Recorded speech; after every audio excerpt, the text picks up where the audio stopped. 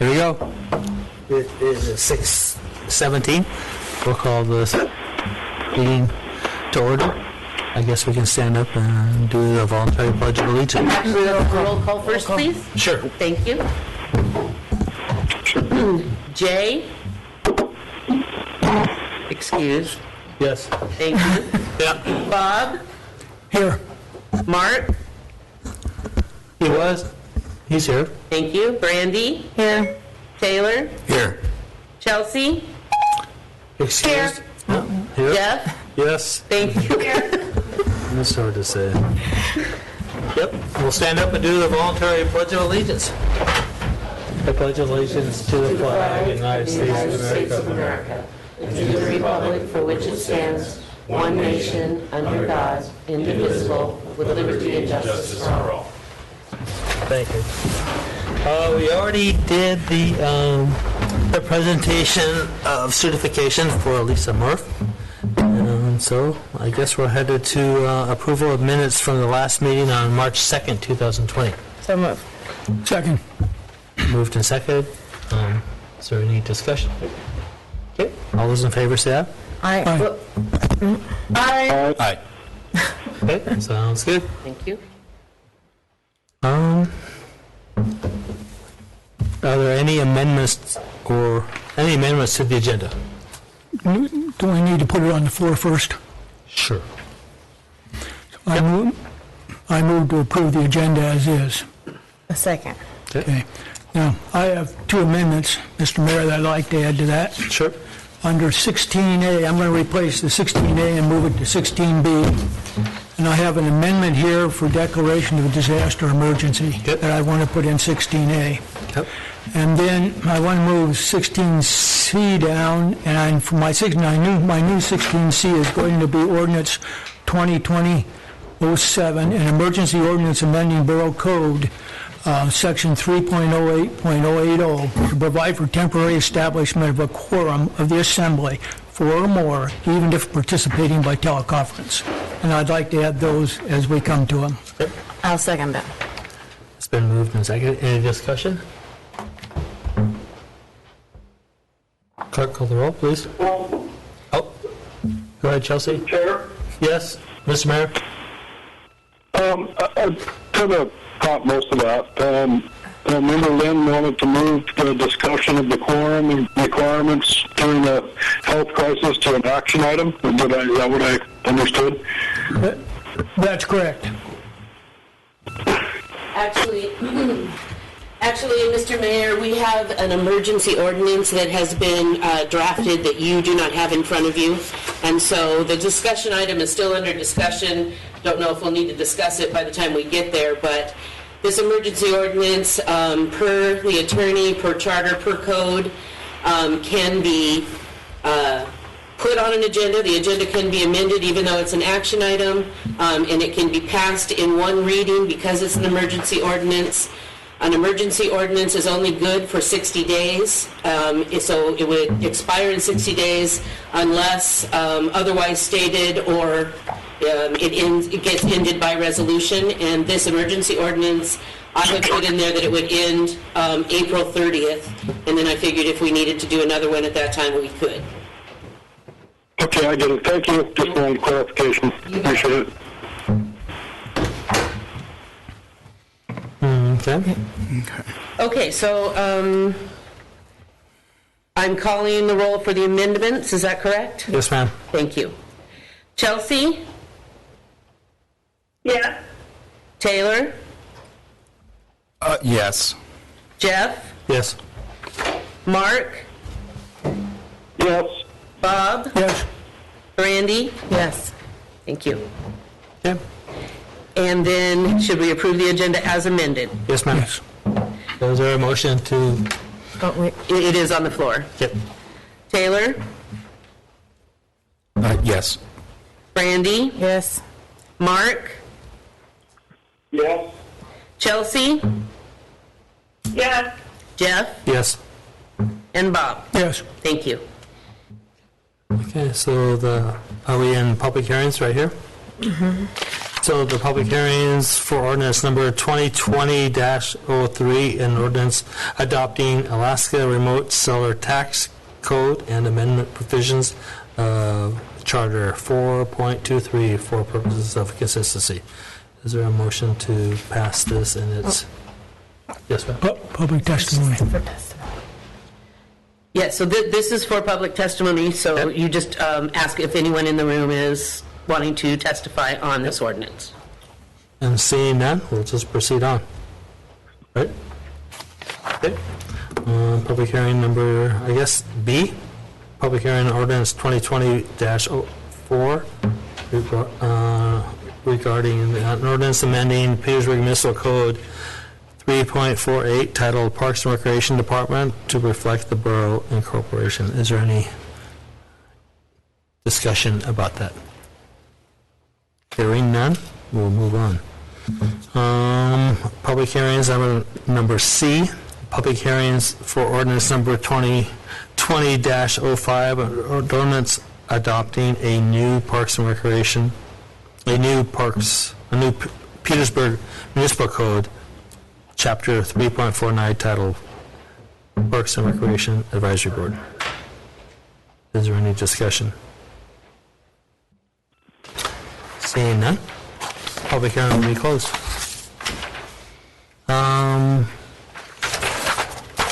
The agenda item is number 7. There's no bid awardings. I guess there's persons to be heard related to agenda items.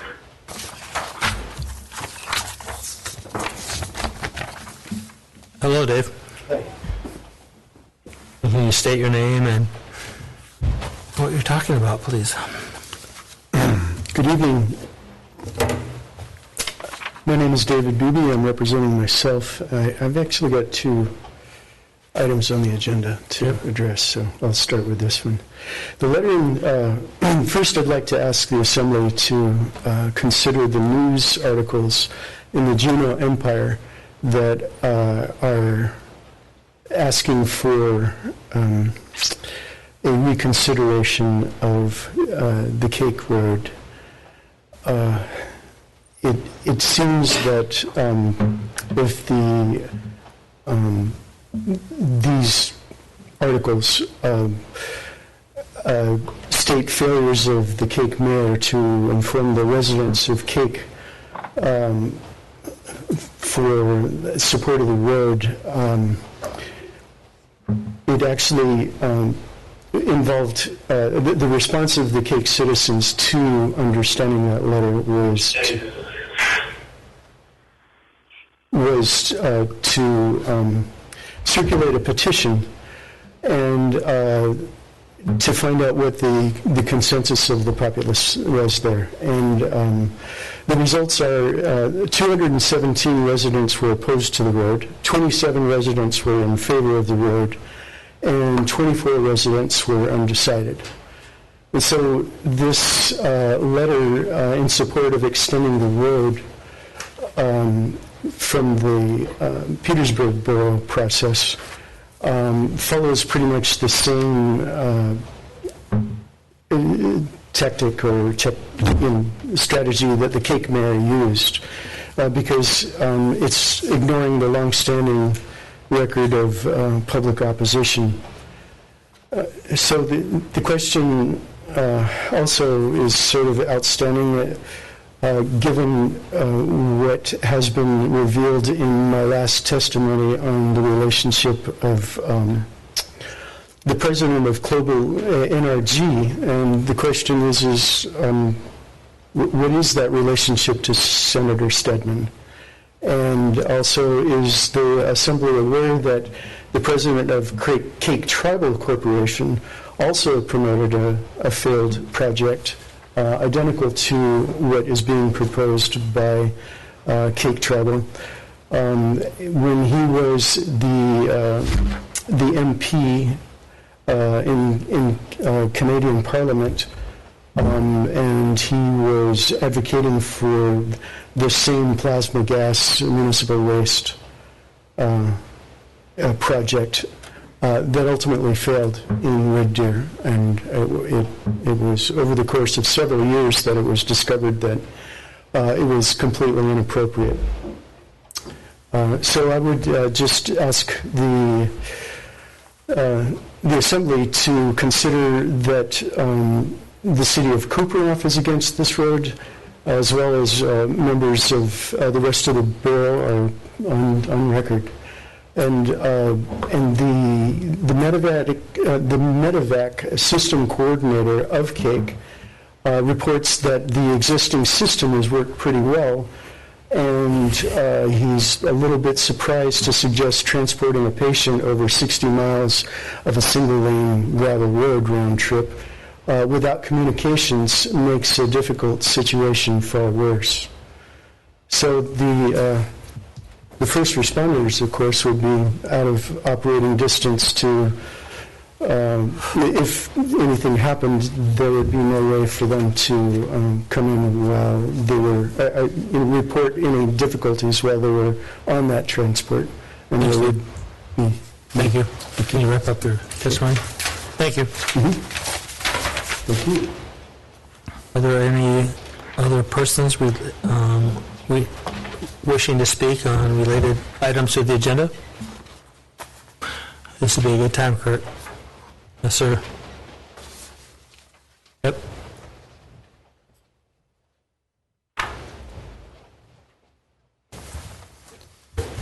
Hello? Yes, sir. Yes. I received a letter. Can you hear me okay? Yes. I received a letter from Rebecca Knight, and she asked me to read it into the record. I'm not there, so I can't read it into the record. If anybody else chose to, I don't know if the clerk has a copy of it or not. But then there's another letter that came from Casey Knight, and they should both at least be entered into the minutes. So that's all I have. Which they will be. Yes, we can do that, Mark. Yep, that sounds good. Okay, my name's Kurt Cavisto, and I'm here to represent Alaska Marine Lines and Alaska Marine Trucking. I was asked to talk briefly about the coronavirus and our plans company-wide, and I have a little brief deal I'll read as far as what Linden's plans are. Anyway, Linden continues to maintain normal business operations, and our services continue to run according to our regular service schedules. We have been closely monitoring the COVID-19 situation, and while a concern we take seriously, the Linden family of companies has procedures and plans in place to mitigate the effects of a larger outbreak on our operations. Safety is one of our core values, and we have key personnel dedicated to ensuring we operate in a safe, secure, and environmentally responsible manner. We maintain active communications with local and federal agencies and closely monitor recommendations by the CDC. We are communicating with employees working in areas affected by COVID-19 and adjusting practices to ensure proper precautions are taken. Please contact us with any questions or concerns about our services or contingency plans. And if anyone wants information, they could go to shipaml.com, and there's all kinds of different places you can get information on. Great. Thanks a lot, Kurt. You bet. Appreciate your testimony. Is there anybody else who would like to speak under unrelated to agenda items? Related. Related, sorry. Okay.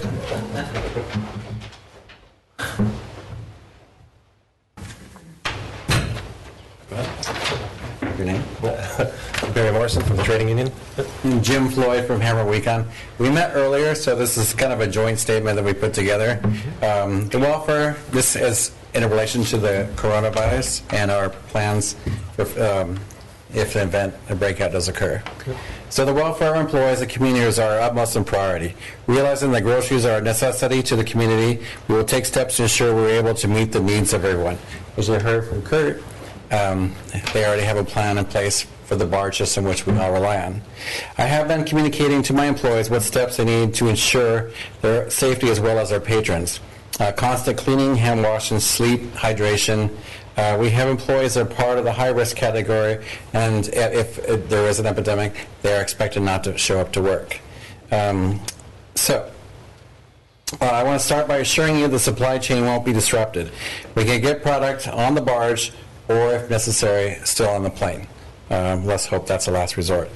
Some items will be limited to the manufacturers not being able to keep up with the high demand. If you've been watching the news, you'll see toilet paper. In the event of a coronavirus outbreak, the following will go into effect. We both have agreed that seniors and high-risk people will be encouraged to take advantage of home deliveries.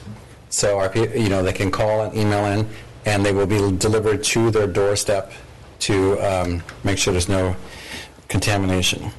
Ad changes will be suspended and labor resources will be reallocated. So instead of changing ads, those people will help with the orders. An email address has been set up.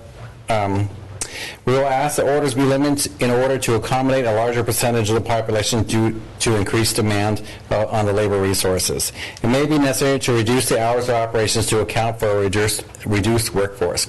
As long as everyone remains reasonable, we see no reasons why this can't work to benefit everybody.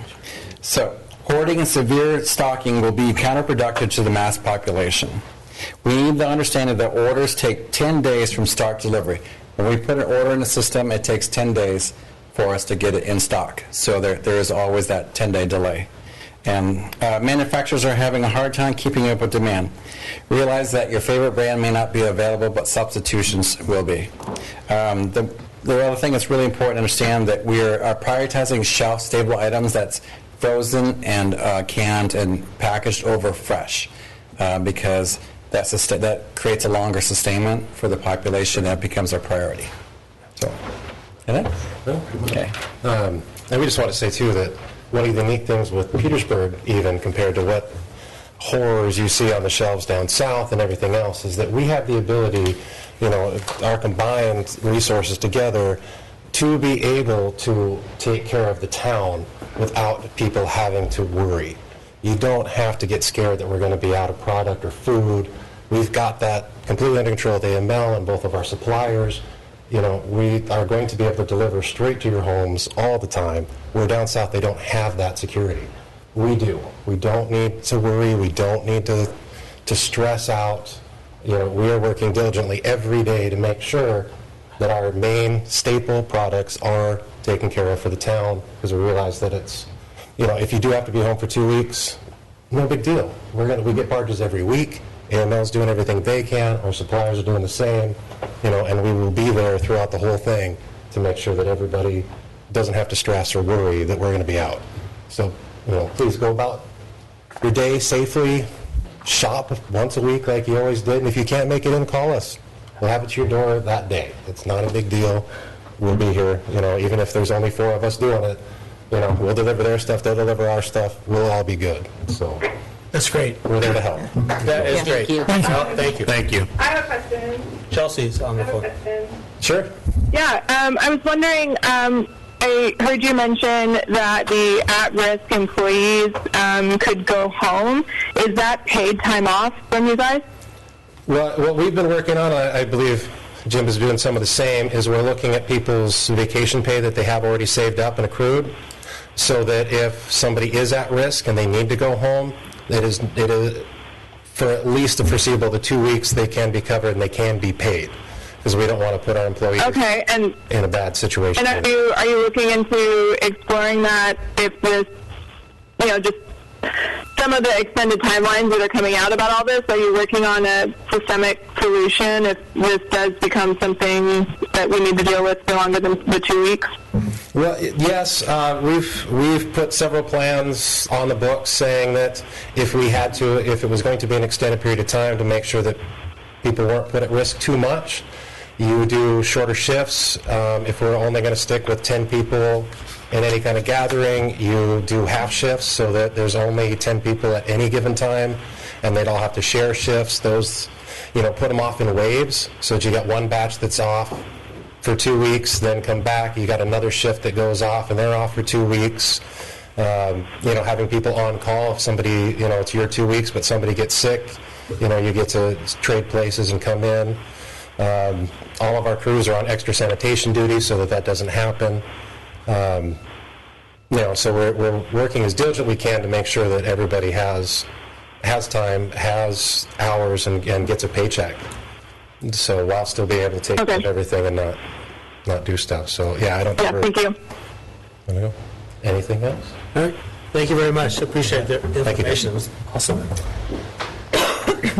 Debbie, did we have a letter from Jay that we needed to read? Or? Yes, thank you. He wasn't able to attend tonight, but he does have one comment he wanted read under visitors' views related to the agenda. This is Jay. I would like it on the record that I stand with the community of Coopernoth in their opposition to this road. Writing a letter asking for this road to come to their community feels disrespectful to our neighbors. I urge the Assembly to vote no. Thank you. Okay. Are there any persons to be heard unrelated to agenda items?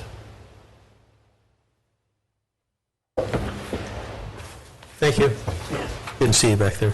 Yeah, I'm Nate with Alaska Airlines. And I just kind of wanted to give an update, just like our other companies around the town.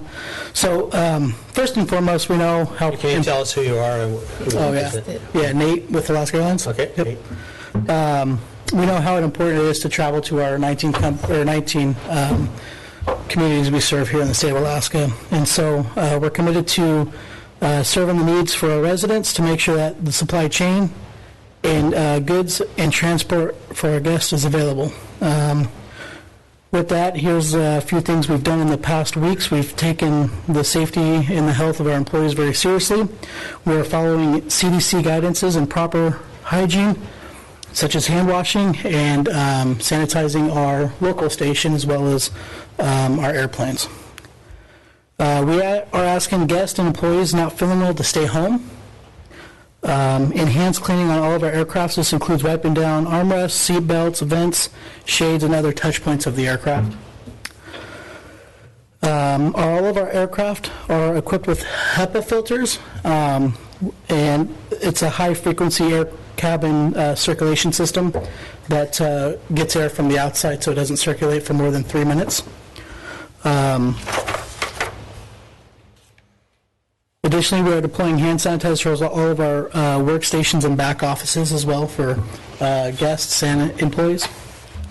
We have appointed a task force led by our COO, and they are monitoring changes and updates on a daily basis. And then just a few other things. Cancellation, there's a waiver in effect, and you can view all of those details online on alaskaair.com. We are experiencing high call volumes for cancellations, so if anyone in our town here, if they're having trouble managing the online website, they could come up to the airports, and our employees have been useful in helping with that as well.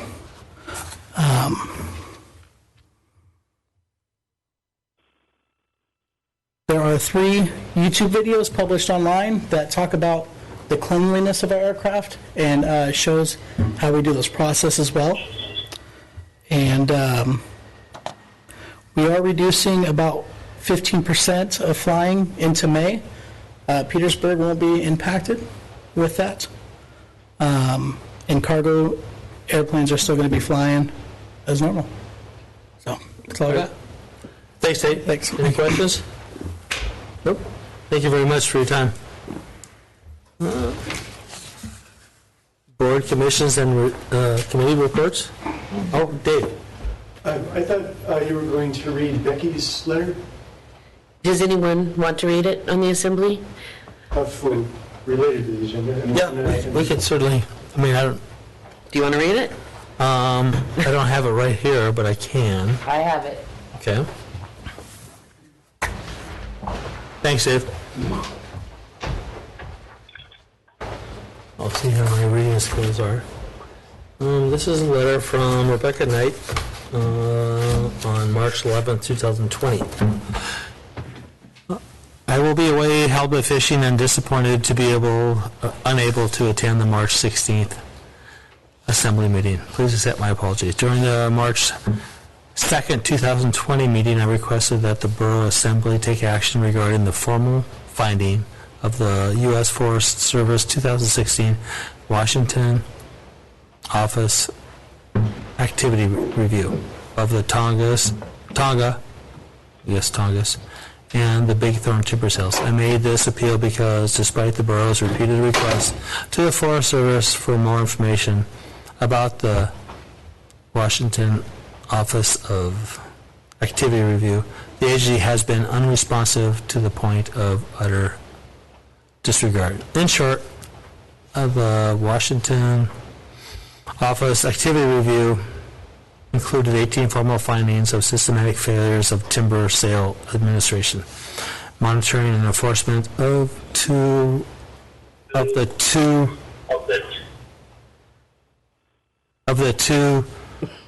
above timber sale contracts. This directly affects our local economy. I am grateful that the borough clerk was directed by the mayor with no objection from the assembly to put something on the agenda about the issue for the next meeting, and that it made perfectly sense to do so. Perfect sense. Your body failed to take action on a factual resolution requesting the USDA Office of Inspector General to conduct a forensic audit in favor of a simple letter of inquiry to the Forest Service regarding the WOAR/3. This inquiry has been met with agency stonewalling despite repeated prompts. In fact, the regional forester also claimed last October during a meeting in the Assembly chambers that the review should be completed within 2 to 4 weeks. Still nothing, and more than 15 months have passed since the letter of inquiry was sent. Given the utter failure of the Forest Service to the responsive to the repeated request for the information about the results of this important detailed review of the two Tongass timber sales, an independent forensic audit of the two timber sale contracts is long overdue and certainly prudent. If an independent audit was conducted as claimed by the agency officials and exists, then why hasn't the Forest Service made it available to the public? It seems the agency is hiding something big. What is it? Regardless, if history is a guide, yet another nice request for information will likely have a similar request. The borough has exhausted its diplomatic efforts at fact-finding and should responsibly seek an OIG audit. You may also wish to consider the resolution or lift much of the language from it in a communication that you have had with the USDA OIG. And noted in resolution, this would include securing the necessary funding for the audit through our congressional delegation. Thank you for your consideration and your considered effort to get to the bottom of this. Thank you very much. Becky Knight.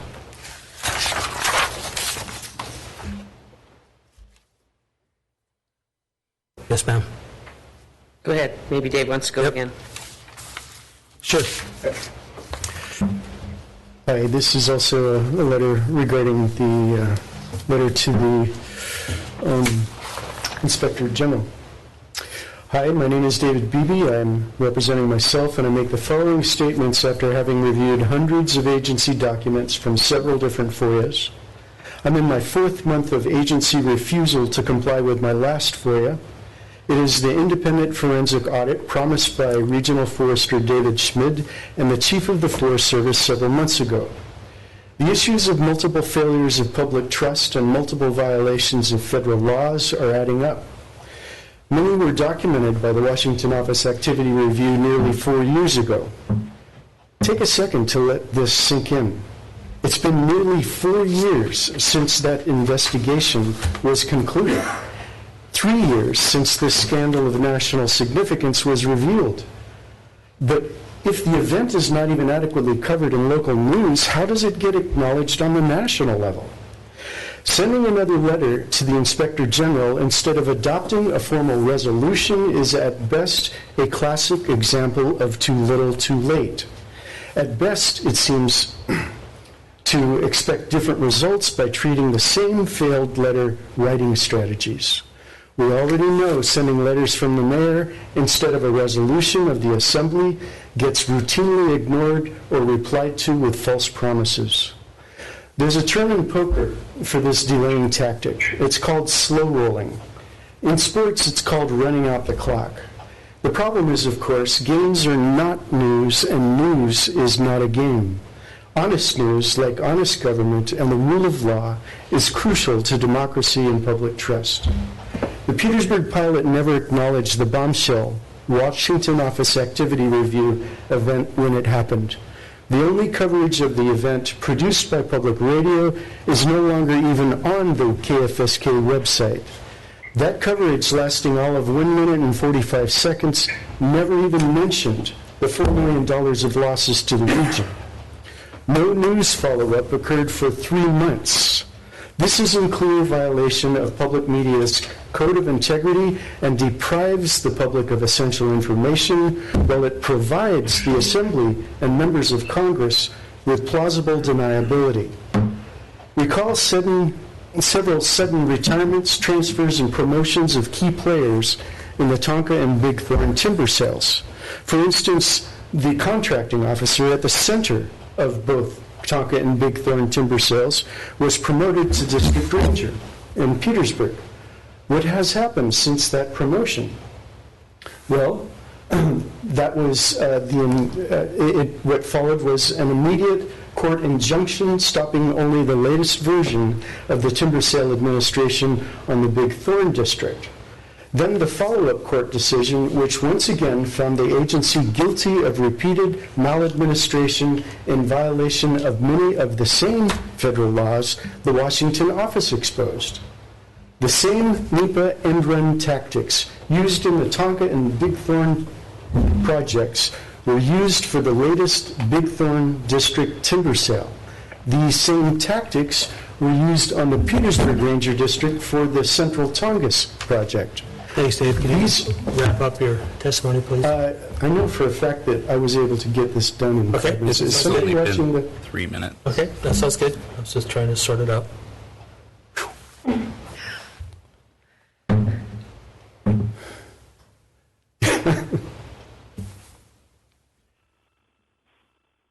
The same NEPA end-run tactics used in the Tonka and Big Thorn projects were used for the latest Big Thorn district timber sale. These same tactics were used on the Petersburg Ranger District for the Central Tongass project.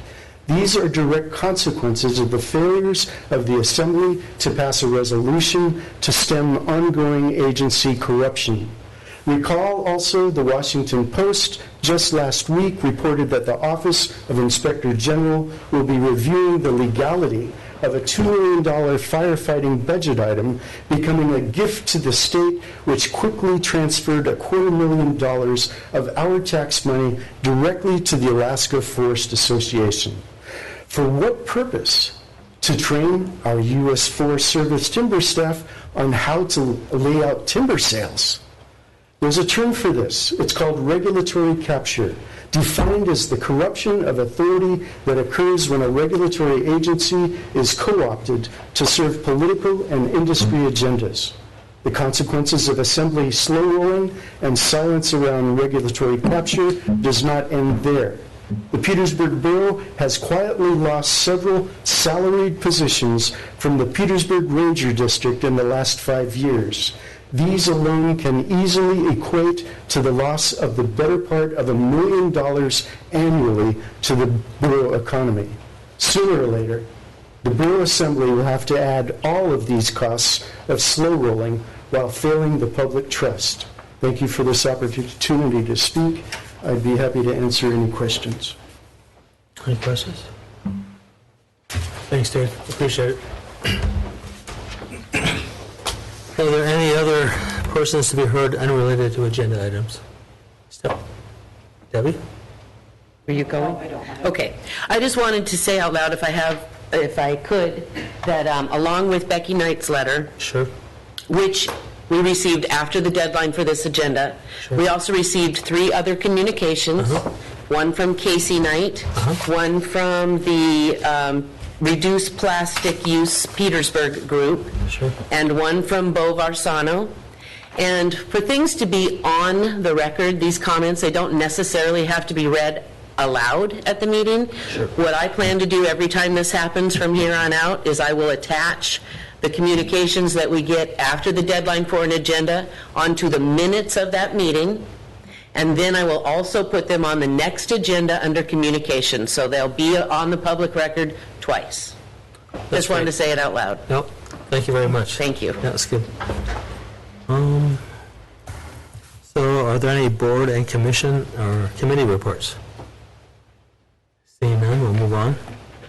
Is there a motion to, is there anything on the consent agenda? There is not. There is not, okay. I guess we'll go to item 12, which will be report of other officers, and I think CEO Phil Hofstetter will be on the phone somewhere. Yeah, can you hear me? This is Phil Hofstetter, PMC CEO. Yep, we can hear you, Phil. Okay, I have Aaron from Public Health also here with me in the room.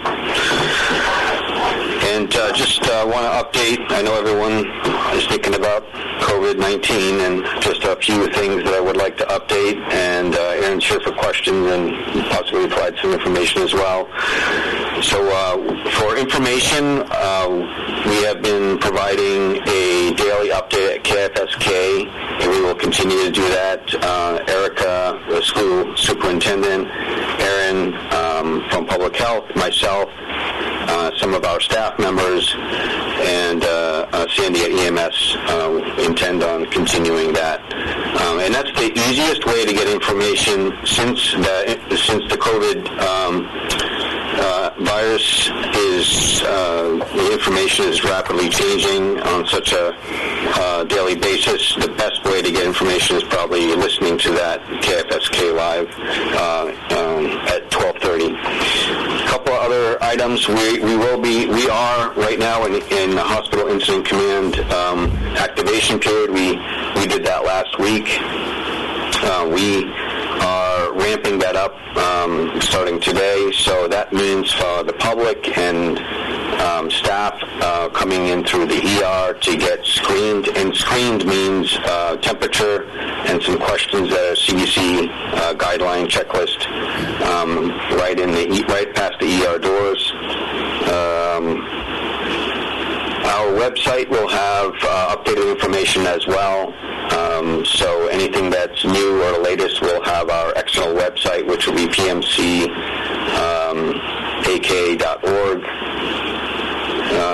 But in a hotline, so we'll set up a hotline. We'll have the number posted or advertised tomorrow at 12:30 on the KFSK Live for any information, or if you have questions, there'll be a nurse on the other end of that line 24/7 to make sure that we can respond as quickly as possible. And on anything else, I'll pass some more information, or if Aaron has any information on the public health side. Yes, I mainly was... Oh, go ahead. Sorry. Okay, go ahead, Aaron. I'll wait. Mainly, I just wanted to be here tonight to answer any questions that you guys might have that I can help with. Really, we've been giving the bulk of our information on the radio and also with Petersburg Pilot with interviews. But just really want to emphasize the importance of protective measures that every person in Petersburg and Kupreanof can do. Good hand washing, good cough etiquette, social distancing, which is why we're not actually at the meeting. We're social distancing testing or modeling for that, so that if people can work from home, working from home. I know we keep repeating all these things, but I feel like the more that people hear them, the better the message is going to sink in. We've already seen some of the big entities in town, the schools, the library, Parks and Rec, closing down or partially closing down in response to this. And as far as for what we're seeing with public health, we get lots of questions about people traveling because it's just the nature of Alaska. We're always in transit, it seems like. So if you have questions about what you need to do if you've been traveling recently, or if you've got family that's coming back from vacation, spring break, whatnot, regionals, all those kind of things, just you can call the Public Health Center if you have questions. If you are having signs or symptoms, we would encourage you to contact your medical provider before going in so that they can prepare. And signs and symptoms would be fever, a dry cough, or shortness of breath. Those are the most common things we're seeing. So we just want to make sure people are taking the appropriate precautions. Thanks, Aaron. And then if you have questions about COVID, there is a really great resource. You can call 211, and there's somebody there that can answer questions on COVID. Well, thanks, Aaron. Member Lynn has a question for you. Aaron or Phil, one of the questions folks around town have been asking me is if they're tested for coronavirus, where does the test go and how long, what's the turnaround time, what's the procedures that you're using? Do you want to start for your end? Yeah, for our end, and then Aaron will fill in. For our end, we're using, there's two options. One is to go through the state, to send a kit to the state, and the other option is to send it to our lab that we use is Quest Labs. They're down in Washington, capable of testing. Turnaround time is on. We don't have on the Alaska side we don't have a recommendation on turnaround time, but it's averaging around 5 days from my understanding. But Aaron, do you have more information on that from the state side? With the state side, if we have a sample that has been obtained, it gets gold streak, meaning put on a plane and sent directly to Anchorage or Fairbanks. Once it's received there, it takes 4 to 6 hours for that test to run. So it's just a matter of the transport from Petersburg to Anchorage or Fairbanks. And they're going gold streak, which means it's priority on the plane. Thanks, Aaron. Thank you. There is, just to add on, there is a substantial, there's a list of, or a long line or waiting list for testing. So we're trying to make sure we follow the CDC guidelines and not just test everyone. Sure. So we want to make sure that we can get the turnaround time quickly as possible. Assemblymember Moreau had a question as well. I was just curious if we have a case or a small outbreak, or hopefully that's it. Do you guys have like a plan of remote testing or backup, or like a backup place for beds if you end up with an overflow? These are all things we're doing. Every morning now we're meeting. It's incident command briefing, and then at the end of the day we're also briefing. And these are exactly the kinds of questions we have been answering, and we have identified some places for those locations in that event. We have to firm up a few areas for that. But these are the questions and discussions we've been having, and we do have plans for the various scenarios. All right, thank you. So Phil, this is Jeff. So if we have some symptoms that we need to swab and send up to Anchorage, is it a one-on-one test, or is it a group of swabs that go into being tested? Are you talking about like multiple areas that people are getting swabbed, or? No, I'm not quite sure. I'm just trying to sort out if there is, are they doing the swabbing or the testing on a one-by-one system, or are they doing them in a group of tests? Oh, you mean when they get to Anchorage or Fairbanks? Yes, ma'am. So it just depends on what they're receiving, how much they're receiving. They have the capability of running multiples at one time, but it just depends on how things are being received by the lab at any given time. So they may have a couple couple of them that come in at a time, or they may have quite a few that come in at a time, but they have the capabilities of running more than one at a time. As far as the exact total that they can run at any given time, I don't know the answer to that. I'm sorry. Okay, thank you. Anything else? I have a question. Go ahead, Chelsea. Yeah, so I'm back in Petersburg. I got here this afternoon, and our plan is to be doing self-isolation for the next 2 weeks. And Nancy at the bookstore came in as well, and we're working through our protocol for the business. Right now, the working protocol is that we'll be closed, but we are trying to figure out how to meet the needs of our customers, and I'm sure that that's something that other people are dealing with as well when it comes to foot traffic and vulnerable populations. Is the 2-week timeline for the strict self-isolation best, and then being cautious with the hand sanitizing and the wiping and that kind of stuff? I'm just trying to think it out loud for people that might be trying to understand this in their own kind of semi-public spaces as we figure out what's happening. Sure. So currently the recommendation is if you're coming from level 3 countries, so that's pretty much all of Europe, China, or Iran, they're asking that those people home quarantine for 14 days. Now, if you're coming from the lower 48, which it's considered level 2 in the United States right now, you don't have to stay home. You can if you like, but if you're not having signs or symptoms, they're not requiring it. It's not a mandate. It's just a guidance. So if you can, stay home. I think that's where like I'm just going to try to encourage people. Like we're trying to kind of model this a little bit for our community, just because we're all basically 3 steps away, if not sooner, from somebody that's super vulnerable.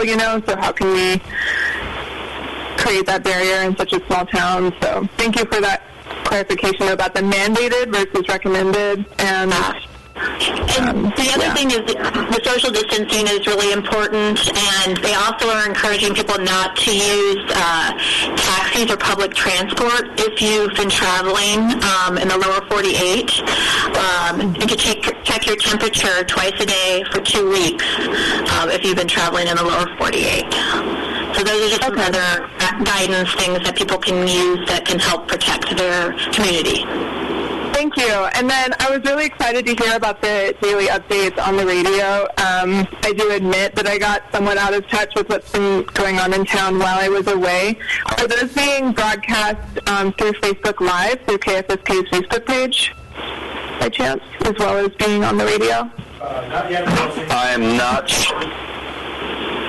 Chelsea Jones said not yet. Okay, that would be, because I'm seeing that that's the way a lot of stuff is being shared, and it would be really great to help the communication go forward that way in town, from my perspective at least. Thanks, Chelsea. But thank you for everyone. Yeah, thank you. Anybody else? Okay. Thanks, Phil. Yeah, thanks, Phil. I appreciate your information. It's helpful. And Aaron. Thank you. Yep. It's all good. Okay, bye. And next up, I think we have the mayor's report. I'll read what Mark has. The Assembly is seeking a letter of interest from the Borough residents to serve on the Public Safety Advisory Board until the October 2020 municipal election. Letters of interest may be mailed to Clerk Thompson at P.O. Box 329, Petersburg. The local emergency planning committee met last week with hospital, school, and public health nurse and other borough officials and entities, and to share information regarding the novel coronavirus and discuss local procedures there should there be an outbreak here. And I think next up we have Steve and his manager. Yes, sir. Yeah, you bet. Yeah, I'm a little out of the local emergency planning committee meeting. It was very informative, and I'm glad Phil and it was just on the radio, and it was very informative. Proud to hear the daily update at 12:30. And things are changing on a daily basis, so there isn't really much to add in this report. But one thing I'd like to add to the mayor's report is I'd like to congratulate the Petersburg High School boys and girls basketball teams for taking first place last week at the 2A tournament in Juneau. And a good job representing our community. That's all I have. Thank you. All right, thank you very much. I'm up. You bet. Okay. Believe it or not, everyone, other things going on besides COVID-19. I will try to look through those because I know what people's interest is. But one of our most vulnerable facilities is Mountain View Manor. It is a residence facility for assisted living and elderly housing. We have some pretty strict guidelines up there. We cannot restrict people from visiting, but we're highly encouraging you not to. And if you do travel out of Petersburg, Sheila and her staff will ask you a lot of questions, and if you are exhibiting any kind of signs or we're in dangerous areas, we're likely to say it's not good for the people living there for you to visit. So keep that in mind. If you have any questions, call her directly, and she'll walk you through what visitation should look like and what you should be as far as condition before you go up there. We're losing Jessica Iramia. She's leaving her position as the library's program coordinator on April 1st. She's done an incredible job for us at the library, and we will all miss her. She will be taking a position as the director of the Sitka Public Library, so congratulate her if you see her. Carrie Peterson has been hired as our new program coordinator. Libraries received a community development grant for $3,000 from First Bank for our summer reading program. This is the 11th year that First Bank has been a major sponsor of our summer program. Very appreciative of their support. We're going to be doing some maintenance projects at the library while it's closed, including replacing our propane fireplace with an electric fireplace and replacing some tile around the fixtures in the men's washroom. We did have a 2019 safety inspection at the Cabin Creek Dam and a teleconference with P&D engineers. We pulled them in and had some additional investigation into what was initially viewed as some suspected voids in and around some low-level outlet pipes. The staff will perform additional inspections in the spring to document some earlier findings that there are no voids around the pipe joints as previously suspected by the inspection engineer. That's a good thing, means we don't have to do a whole bunch of very expensive work. The Water Department deserves some kudos. They recently received the 2018 Quality Award for Fluoride Addition from the state of Alaska. The award recognizes the water staff's efforts in meeting all fluoride regulations in calendar year 2018. Rock and Road Construction is planning to start work on the Scow Bay Pump Station #1 upgrades. It's going to start in June, and Reed Brothers Construction is planning to start work on the Casino Street gravity sewer replacement in May. SEPA engineers should have information on the replacement of the marine cable at the March 30th and 31st SEPA board meeting in Wrangell. Hopefully we will have a clear recommendation as to how they want to move forward and what the cost associated with replacing or fixing that marine cable. Power and Light line crew will begin work on an in-house project to refeed the Main Street substation.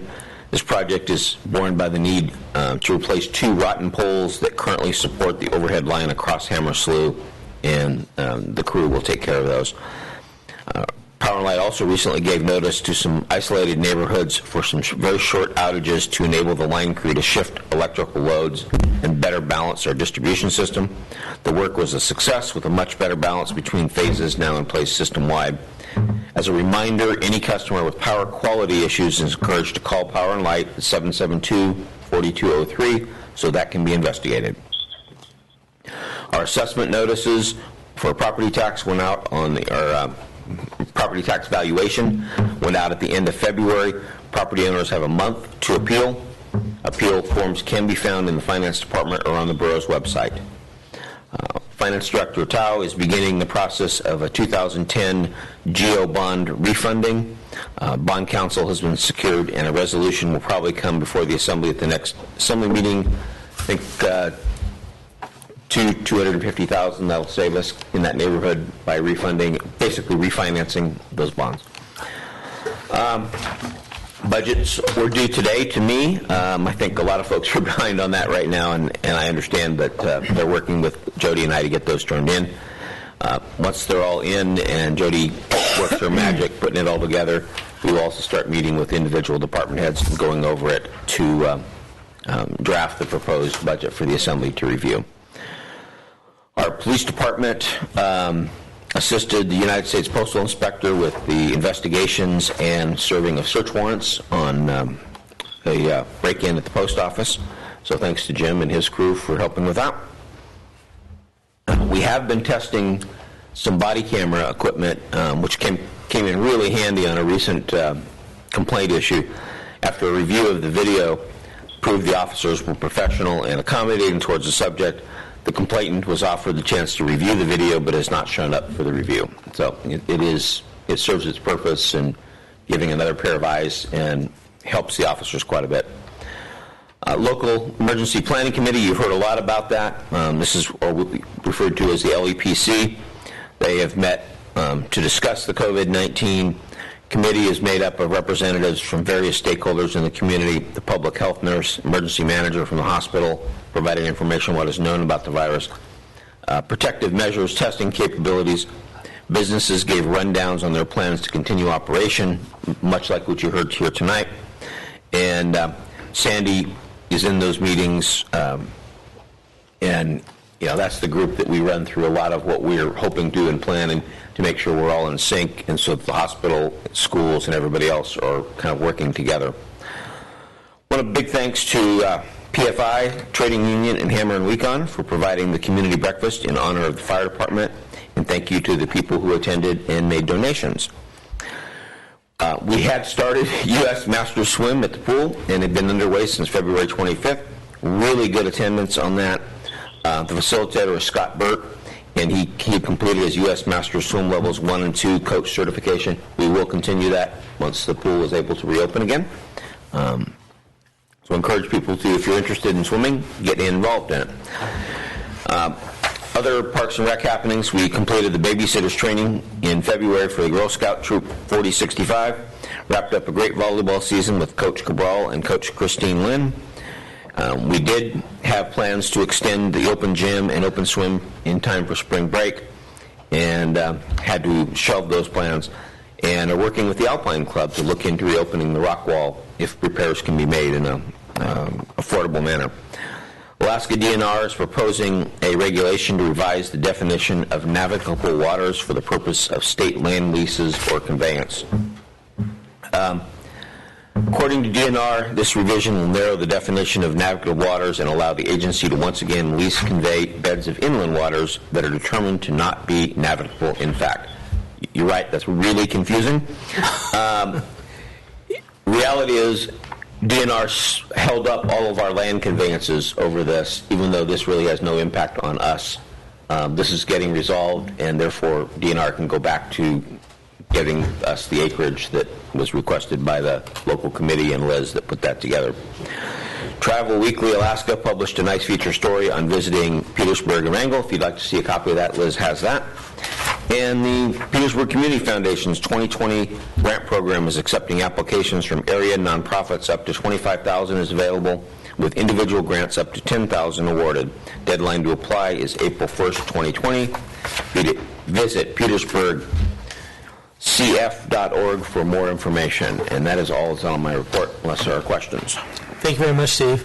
Mr. Mayor, or Chelsea, or Jay, are there any questions? No. I'm good. Okay. Thank you, Steve. Appreciate it. Hey, do we need a break, or we just continue on? Continue on. We'll continue forward. I guess we're under unfinished business. I guess we're looking at ordinance number 2020-03, an ordinance adopting the Alaska Remote Seller Sales Tax and amending provisions of Charter 4.28 for purposes of consistency. Is there a motion to approve? So move. Second. Okay. It's been moved and seconded. Could we have a brief explanation about what this is from somebody?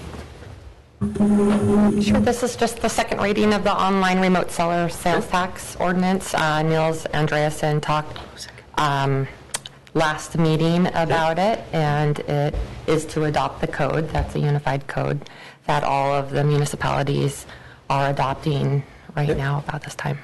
That's great. Thank you very much. Any other questions? Yep. Clerk, can you please call the roll? You bet. Jeff? Yes. Bob? Yes. Brandy? Yes. Chelsea? Yes. Taylor? Yes. Mark? Yes. Thank you.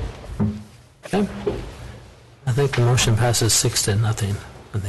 Yep. Under unfinished business, 15B, an ordinance amending the Parks and Recreation Municipal Code, Chapter 3.48, titled Parks and Recreation Department to reflect Borough Incorporation. Is there a motion to approve this? So move. Second. And could we get a brief description of what we're talking about? Yes, this basically just moves this code from old city code to new borough code. Yep. All right. Any questions? Ms. Mayor, any questions? Okay. No, not good. Okay. Debbie, can you please call the roll, please? Yes, thank you. Chelsea? Yes. Brandy? Yes. Jay? Oh, sorry, excused. Taylor? Yes. Mark? Yes. Jeff? Yes. Bob? Yes. Thank you. Motion passes 6-0. Number 15C, an ordinance 2020-05, an ordinance adopting a new Petersburg Municipal Code, Chapter 3.49, titled Parks and Recreation Advisory Board. Is there a motion to put this on the floor? So move. Second. Whatever. It's been moved and seconded. Right? Okay. Any discussion? So, I guess I just want to know what we're talking about here. That's what I'm... Okay, so may I read what's on the agenda? Absolutely. The narrative? Yep. If adopted, Ordinance 2020-05 will establish a new Parks and Recreation Advisory Board. As written, the ordinance provides for a 5-member elected board. Alternatively, I messed that up. Alternately, okay, I got it. The ordinance could be amended to provide for a 5-member appointed board if the Assembly desires. In the case of an appointed board, the Assembly would seek letters of interest and appoint board members. Board member terms would still apply. Ordinance 2020-05 was unanimously approved in its first reading. However, during the first reading, as I was doing the minutes, I listened to all the comments, and there were many Assembly members discussing adding a provision in the ordinance that states the Parks and Recreation Advisory Board will dissolve automatically if they do not meet within any 12-month period, within any 1-year period. You didn't amend the ordinance, you just talked about it. I took the liberty of amending it myself. You can feel free to remove that if you like. I just thought I'd take that step just in case it is what was wanted. Thank you. I personally like it in there myself. Yep. Bob? Yeah, I'm going to vote in favor of it this time, but I am not in favor of establishing the board. I'll let it open for one more time, but on my last vote on the third reading, I'll vote no on it. Taylor? Huh? Anything? No. No. No, I agree, Bob. I'm not totally sold on the whole argument of the board. I mean, I was on the board. Go ahead, Chelsea. No, sorry, I thought you were done, Jeff. Don't let me cut you off. No, Sorry. that's fine. I can talk. I'm interested in reasons why we wouldn't have the board considering the level of input we're getting from the public regarding Parks and Rec policy and changes, because if there isn't a board, we will either always be getting those kinds of comments consistently, or the director, whoever it becomes, which again, part of the goal of this with the timing of it is helping to assist in navigating the future of the Parks and Rec director search. if we don't have that group of people assembled for whoever that new person becomes, they will deal with everything on an individual basis and not having a collaborative group to turn to. So I'm fairly grateful. Thank you, Debbie, for making the amendment. I think that's a really, I guess with that amendment, I'm confused about why I'm just intrigued about why people don't want to reinstate it, because if it does just do a self-dissolving, then maybe that will be the culmination of whatever the project needs to be. But there is a high level of interest. It's one of the biggest news places in the community, and I think it's so I'm interested in that dialogue because I think that this is a really important thing to have, at least right now based on current state of public dialogue. Thank you. Anybody else? No, I was just, I just want to make sure if we have this board that we have people who want to serve on the board. I mean, I've heard from a lot of people who want to be involved in the discussion, but they're not really, they don't really step up and be on a long-term thing. They're looking for the short-term, trying to help us out get into a better place where we are in Parks and Rec. And, I mean, I get that. I mean, yeah. Bob? So if we adopt it, then it could basically become that by a self-fulfilling prophecy because of the sunset clause. So if that is the concern, this does address it by, if that makes sense? Yep, absolutely. Bob? Yeah, well, I think we need to also take a look. There was a board, once it became a borough, that it no longer, it was voted against and it went out of existence. But even before then, if you look, that board was never filled. Right. If you look right now at our Public Service Advisory Board, we cannot keep that full. We can't keep members on it. And it's the folks that we have had have resigned for one reason or another. I can support, some of their reasons. So, but yet then we want to create another board would be parallel to that one, would create the same problems. If we have, situations like we've had with this recently, where everybody's interested, you'd probably have the interest there. But as soon as that falls away, right, then there's no reason to have a board, in my opinion. Yep. Thanks, Bob. Mr. Mayor, anything? Okay. I have a follow-up, because I guess who I'm seeing be a part of this potentially, again, I'm playing catch-up now that I'm home, but luckily I'm going to have some time. I'm planning on reaching out to PAA because they're trying to institutionalize the Trails Collaboration Program. We don't necessarily have we work together on things, but it's always collaboratively. So I imagine somebody from the Trails Department there maybe being a part of this board. I see some of the, so I'm optimistic that people listening will take this seriously and that messaging us will take this seriously as an opportunity for collaboration and growth. And again, it does have the sunset clause, and so it will resolve itself one way or another. Okay. Thanks, Chelsea. Mr. Mayor, anything? Okay. Nope. Any other discussion? Deb? I'm with Chelsea on this one. I guess I could go back to my original comments on it, which is where I think if this board had existed, we wouldn't be currently looking for a department head because she was being inundated by the public and hounded. And instead of having a buffer there for her, it was this constant flow of people. If she had a board that could have buffered that and directed things, maybe we wouldn't be here right now. So I think having the board and then with the sunset clause on it, it's not going to hurt anything. We'll give it a go. Hopefully some of the people who were so concerned before will put their effort into this instead of just picking one thing and digging in on it. Great. Anybody else? Okay. Debbie, can you please call the roll? Yes. Taylor? Yes. Jeff? Yes. Bob? Yes. Brandy? Yes. Chelsea? Yes. Mark? Yes. Thank you. I guess we're looking at agenda item 16A. What's that? Oh, sorry. Missed it. The disaster one? Or the- No, are we doing the disaster one first? Debbie? Yes.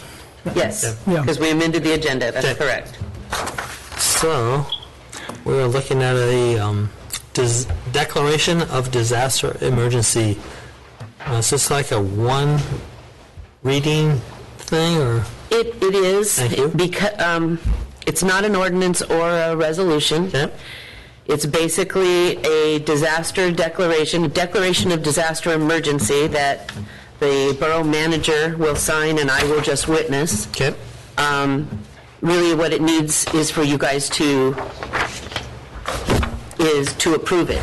I'd be happy to read it out loud if you'd like me to. Do you think we need to? Not necessarily. Okay. It will be in the packet, but Okay. As long as the community knows what we're doing. you know, since it's not in the packet right now, let me go ahead and read it out loud because it is a declaration of disaster emergency, okay? That'd be great. Okay. Debbie, may I add something before? Yes. Oh, sure. You bet, Mark. Go ahead, Mr. Mayor. No, he just said thank you for. No, I just think it's important because I haven't seen a copy of it. I don't know what it says. So, I mean, Agreed, thank you. Bob? Okay. Yeah, what the purpose behind this is a number of other communities, including Juneau, Sitka, and Ketchikan, have passed declarations of disaster emergency. The purpose is if at some time this becomes much more crucial in a crisis mode type of a thing. This puts us in more of a position both for federal funding, for federal assistance. And that's the purpose behind it. The reason that it's got some timing on this is because we really need, the sooner we put this into effect, the better off we are. We're not sure yet about funding and a few other things and how all that goes, but we really do need to put something like this in effect. Now, go ahead, Debbie O. Okay, and now that I think about it, we really should read it out loud, especially since we have two members on the phone that need to vote on it. So, so I will do that. I will also email you guys copies after the meeting. I apologize, I didn't do that prior. Okay, declaration of disaster emergency. Whereas COVID-19 is a respiratory disease that can result in serious illness or death and is easily transmittable person to person. And whereas on March 11th, 2020, the World Health Organization declared the virus a pandemic. On the same day, Alaska Governor Dunleavy issued a declaration of public health disaster emergency in response to the anticipated outbreak of COVID-19 in Alaska. And on March 13th, 2020, President Donald J. Trump declared a national emergency in response to the virus pandemic. You guys mute your phones. Yeah, your phone must be on speaker. Thank you. Whereas a positive case of COVID... Wait a minute, does somebody need to mute their phone? We're getting feedback. Can you mute your phone, please? Testing, testing. Okay, thank you.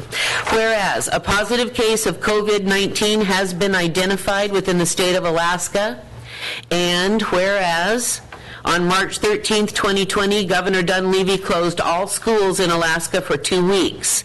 And whereas on March 16th, 2020, Manager Giesbrecht closed the Petersburg Public Library and the Petersburg Parks and Recreation facilities in an effort to protect the safety and health of borough employees and the public.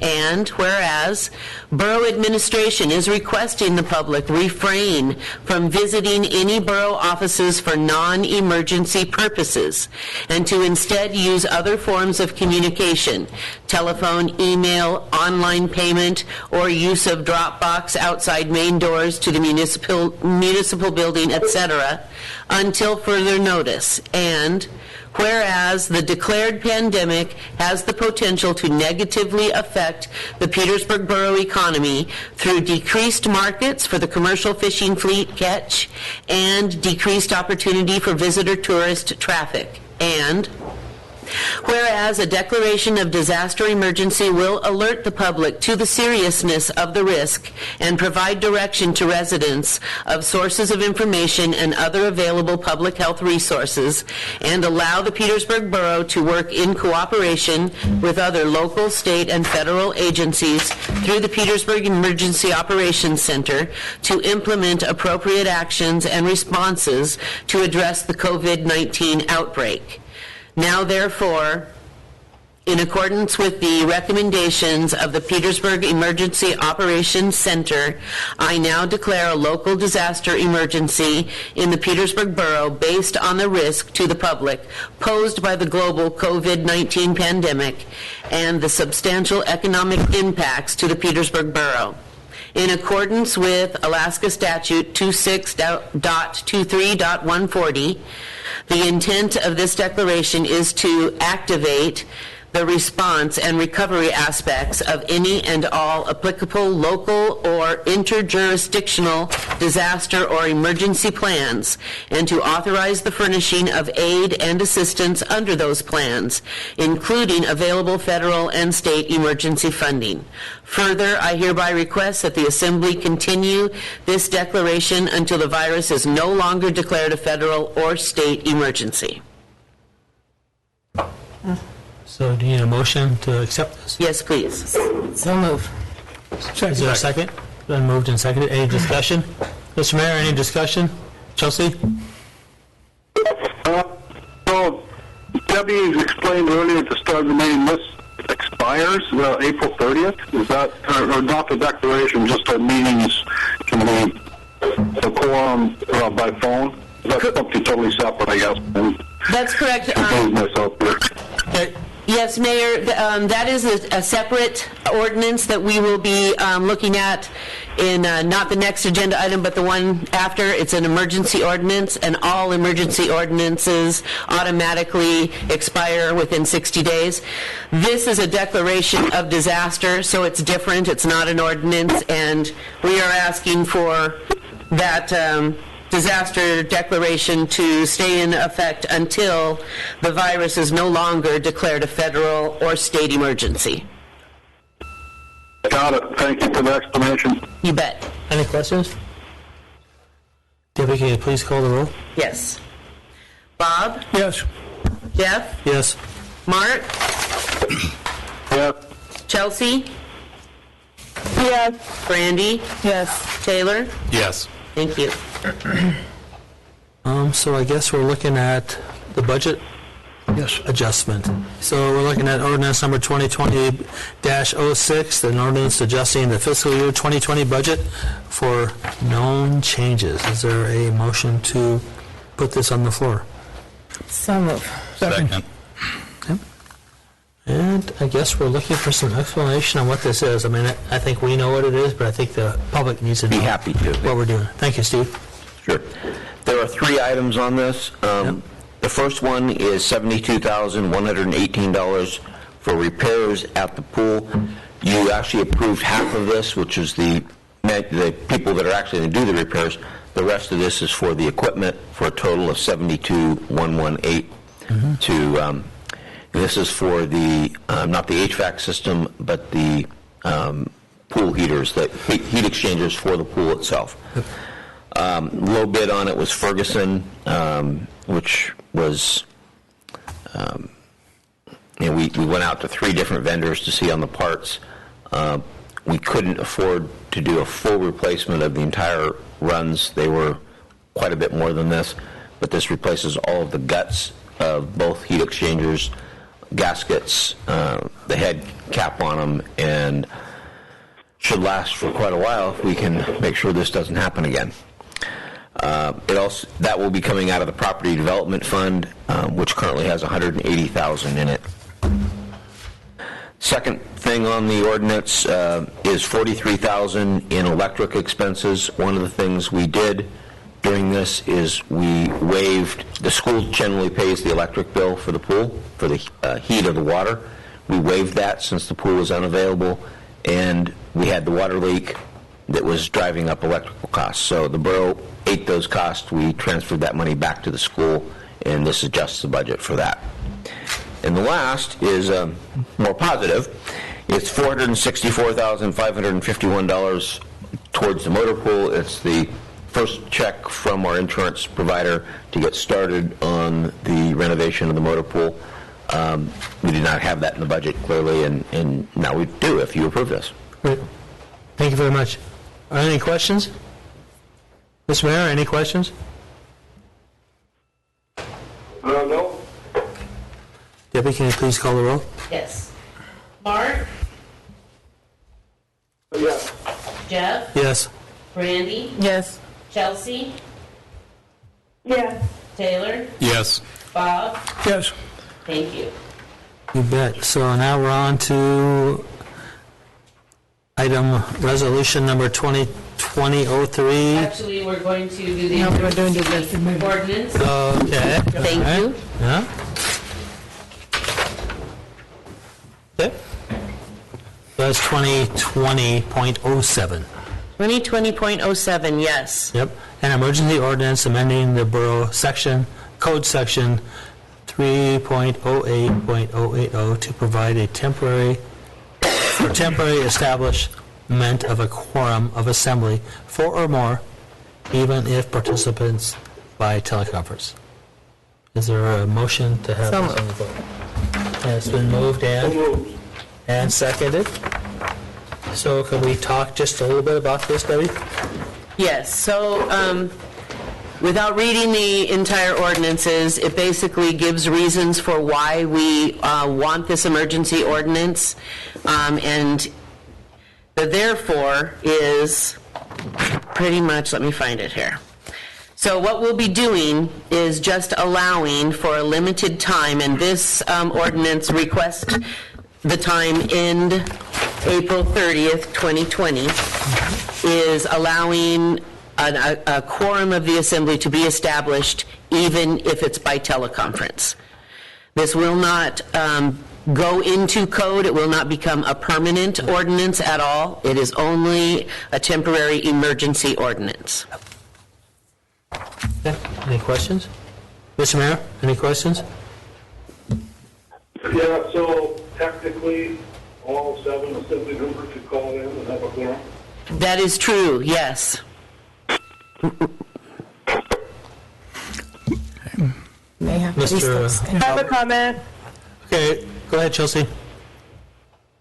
I think this is really great and really important for a temporary solution to a capacity issue. I can't see how many people are in that room right now, but it might be already superseding the 10 people that are supposed to be at a event right now. So this is, I think, really important for keeping things moving as we adjust to a volatile situation. So thank you for it. Thank you. Member Lynn? I want to talk just for a minute about your procedures. Your thinking on this, then, Debbie, is that at each one of the next future meetings, the next 2 or 3 meetings, that we would determine, we would do either a call-in or would we make a determination before that of we're going to do a call. How do you visualize this working? I believe that it would be up to each assembly member whether you're going to be at the meeting physically or whether you're going to call in. At this point, we are not allowed to shut the doors. The public is allowed to come in. This could change. It could have already changed, and I don't know. But as of what I knew before this meeting was that the doors need to be open for the public. So I will be here one way or the other for these meetings. Okay, now my follow-up question to that is if we do call in, how are we going to manage then public comment through the phone system, how do we? We don't really have a good phone system to do that. If I was able to know who was on the phone and let one person talk and turn everybody else down so there's no interruption, and that, and do it that way, then yes, we could do it. If it's a lot of people on the phone, I would have no control over who's speaking when. I was going to try tonight, if we had too many people on the phone, to take names of people that called in prior to the meeting, and then we would call them one by one, but that didn't happen. I thought there may be more comments calling in. So right now, we're not really set up very well. So I would ask the public to communicate via email to the Assembly, or regular mail, whatever works.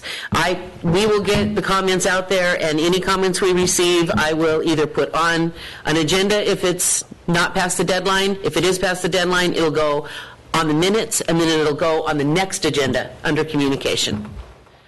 Okay, thank you. Mm-hmm. I have a comment real quick. Go ahead, Chelsea. About the public.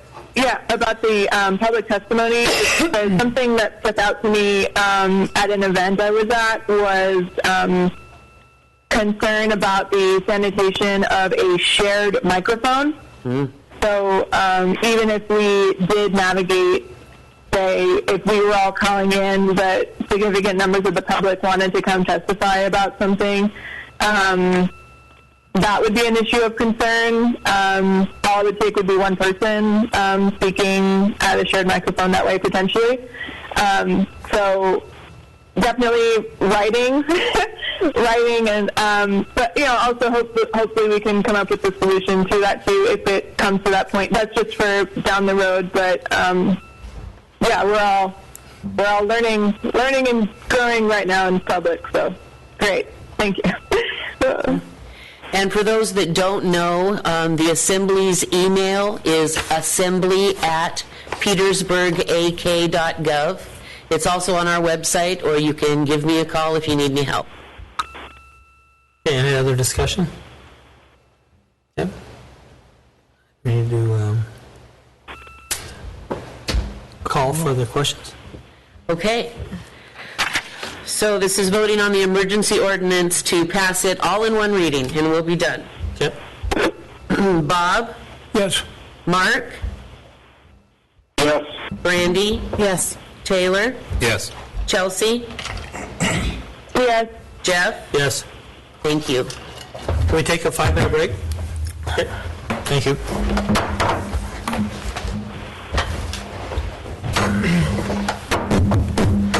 Anyway. So where are we, Debbie?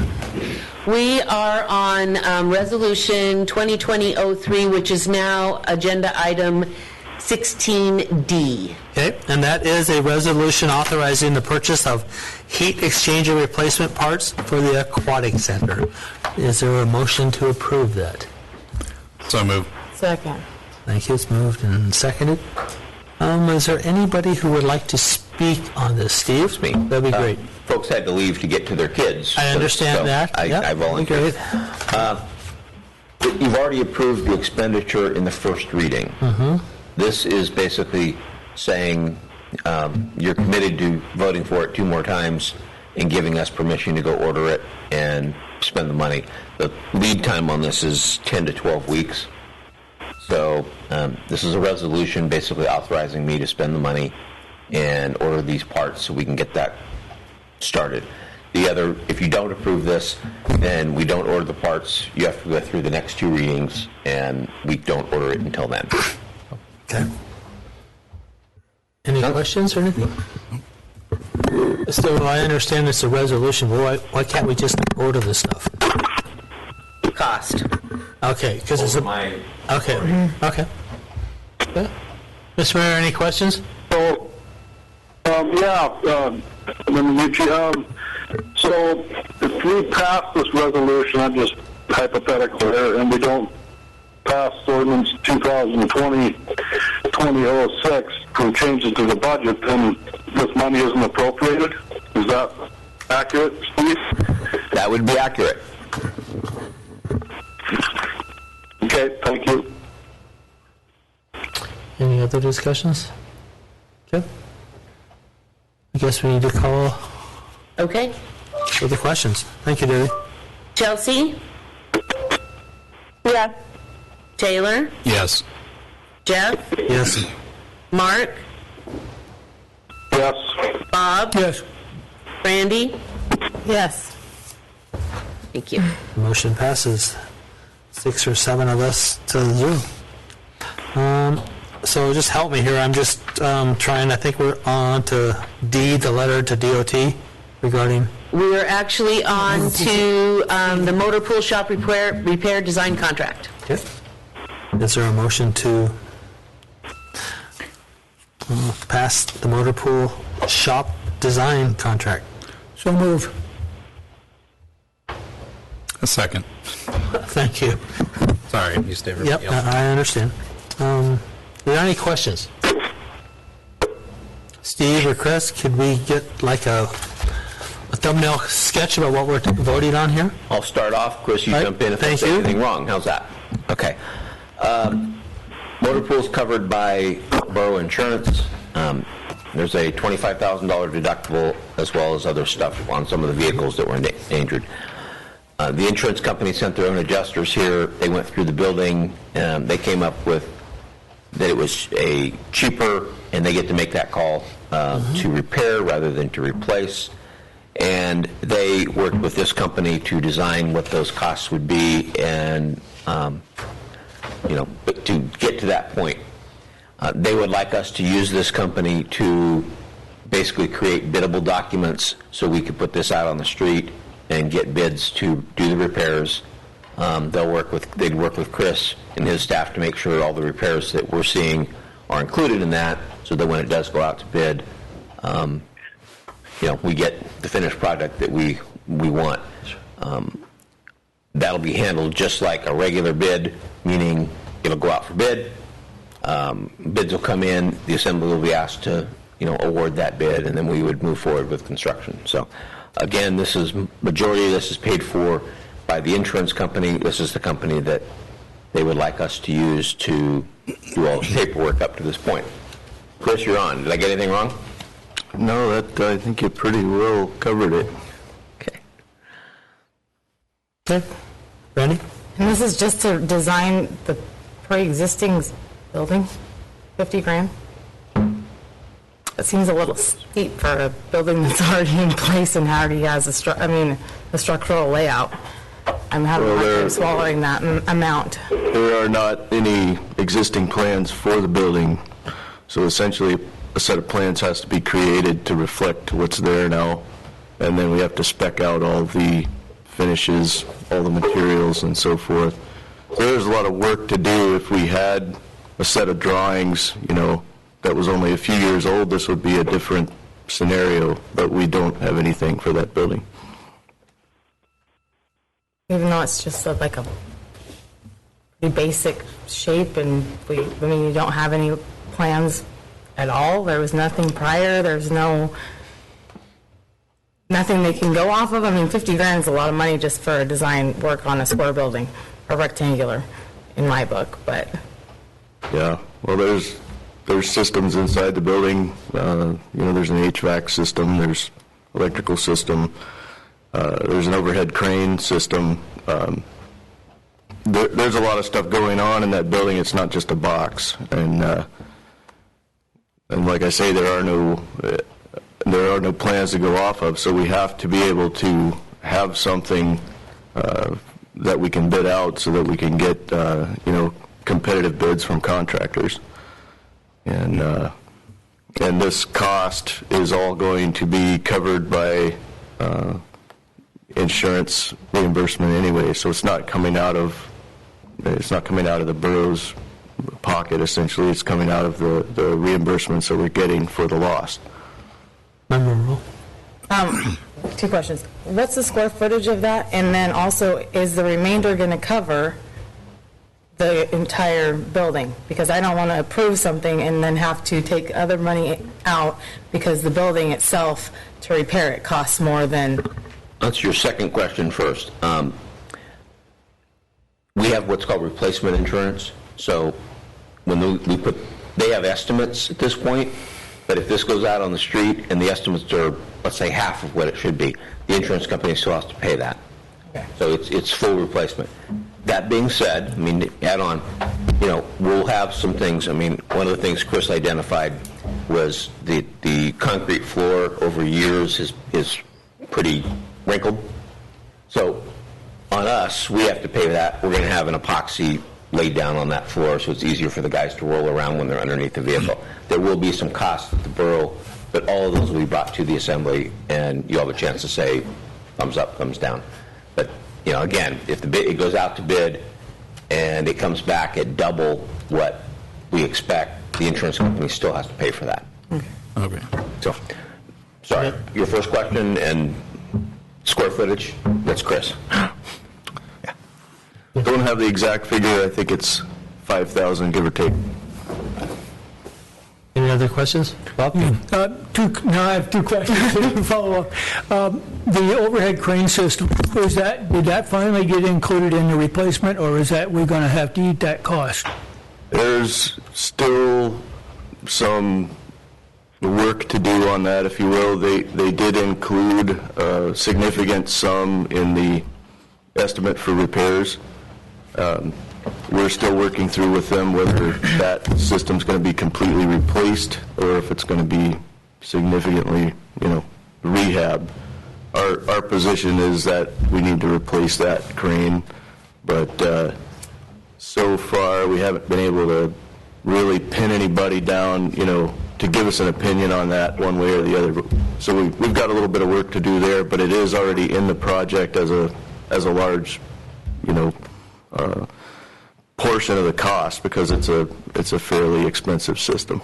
Okay. And my second question is, in the contract, in our negotiations with the insurance carrier, is there latitude in there on some of these items, or is that have we just simply said they've simply handed it over to us, handed us a check, or can we go back to them and say, no, you estimated X, and we said, no, it's X plus 2 cost? Will they cover the X plus 2? Going back to a question that you asked. I'll try to answer this, Chris. They come forward with two options when we got to this point.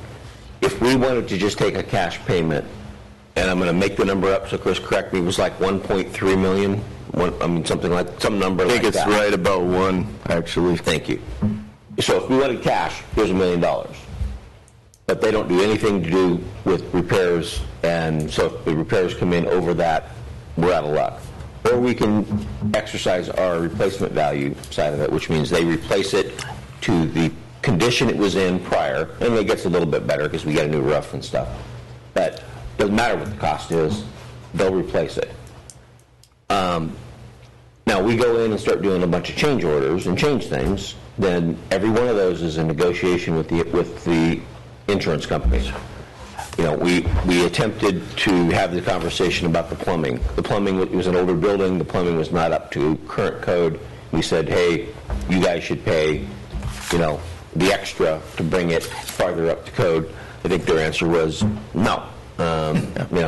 So we'll have a lot of that. We'll have a lot of back and forth as we get into. It starts with the biddable documents and the plans, and as we go through that with them, we're going to win some and we're going to lose some. We want, any change that's net a good deal for the insurance company, they're clearly going to agree to that pretty quick. Anything that's going to cost them money, we're going to have to negotiate. Yeah, I was just going to add that, this scenario really involves us trying to stay as close as we can to what was there prior. We're not going to go outside at the lines and try to make major improvements or upgrades unless they're, something that's called for, like the plumbing. Those aren't major changes, but we can do some small things to bring the building up to code while we're rehabilitating it. The floor, is long known to have been a problem. The mechanics like to use creepers and things, and they can't do that on the existing floor because it's all scarred up and beat up. So, those are things we'll be looking to do, but we're not going to be looking to do major upgrades that aren't necessary from a functional standpoint. We're going to try and keep the job to as close as we can to just replacing what was there before with like-kind equipment. Thank you. Yeah, thanks, Chris. Anything else? Debbie, can you please call the roll? Yes. Brandy? Yes. Mark? Yes. Chelsea? Yes. Bob? Yes. Jeff? Yes. Taylor? Yes. Thank you. Motion passes 6-0. So are we now on to the... Go ahead, Mr. Mayor. During the conversation, I've had this issue before calling, and I can't hear what the department heads are saying in the back room. I couldn't hear as audible at all with Yeah, it's always been a crummy connection from the back of the room. It's always been it. I don't know how to make that better. You know, only thing I can think of is that they step We up could have here them to this come thing out. here. If need be. Oh, they can certainly sit up front. Yeah. Okay, I just thought I'd interject that because I'm missing out on... That's a valid concern. I think... Mark, can you hear me? Mark, Mayor Jensen, can you hear me? I could hear you, Steve. How does it sound now compared to when Chris was speaking? It's okay, I could understand what you're saying anyway. Okay. Yeah. I'm up at the podium, so I was testing, is that better than talking from the back of the room? So. We can hear that great, Steve. Yeah, I think we'll need to problem solve that if we end up more of us calling in and having department heads speak in the back. I know that happened with Jody earlier for me as well. So as we problem solve so many things, let's try to prioritize that so we can all stay hearing. Yep, we can do that. Absolutely. Yep. Okay.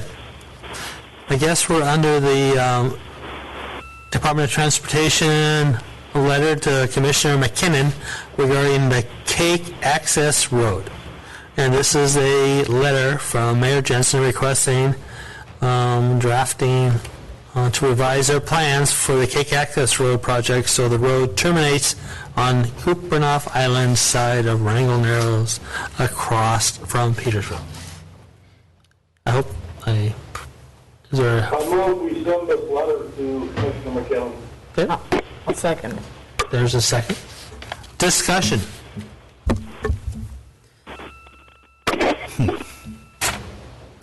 Mark, Mr. Mayor? Yes. Is there any discussion on the letter? Well, I just think it makes sense to send this letter. Terminating the road at 12 Mile Creek is not a very good plan. I would hope that there would be more money appropriated by the state, or if the state urged the Borough to use all of the money for construction instead of spending some of it for other means or other uses. The road would be able to come a lot closer to Petersburg than 12 Mile. If we end up at 5 Mile for now, that would be better than 12 Mile, but I think the ideal place would be across the Narrows where the waters, even if it's windy, are passable. That's my thoughts. Okay, thank you, Mr. Mayor. Anybody else? I have some thoughts. Sure, Chelsea, go ahead.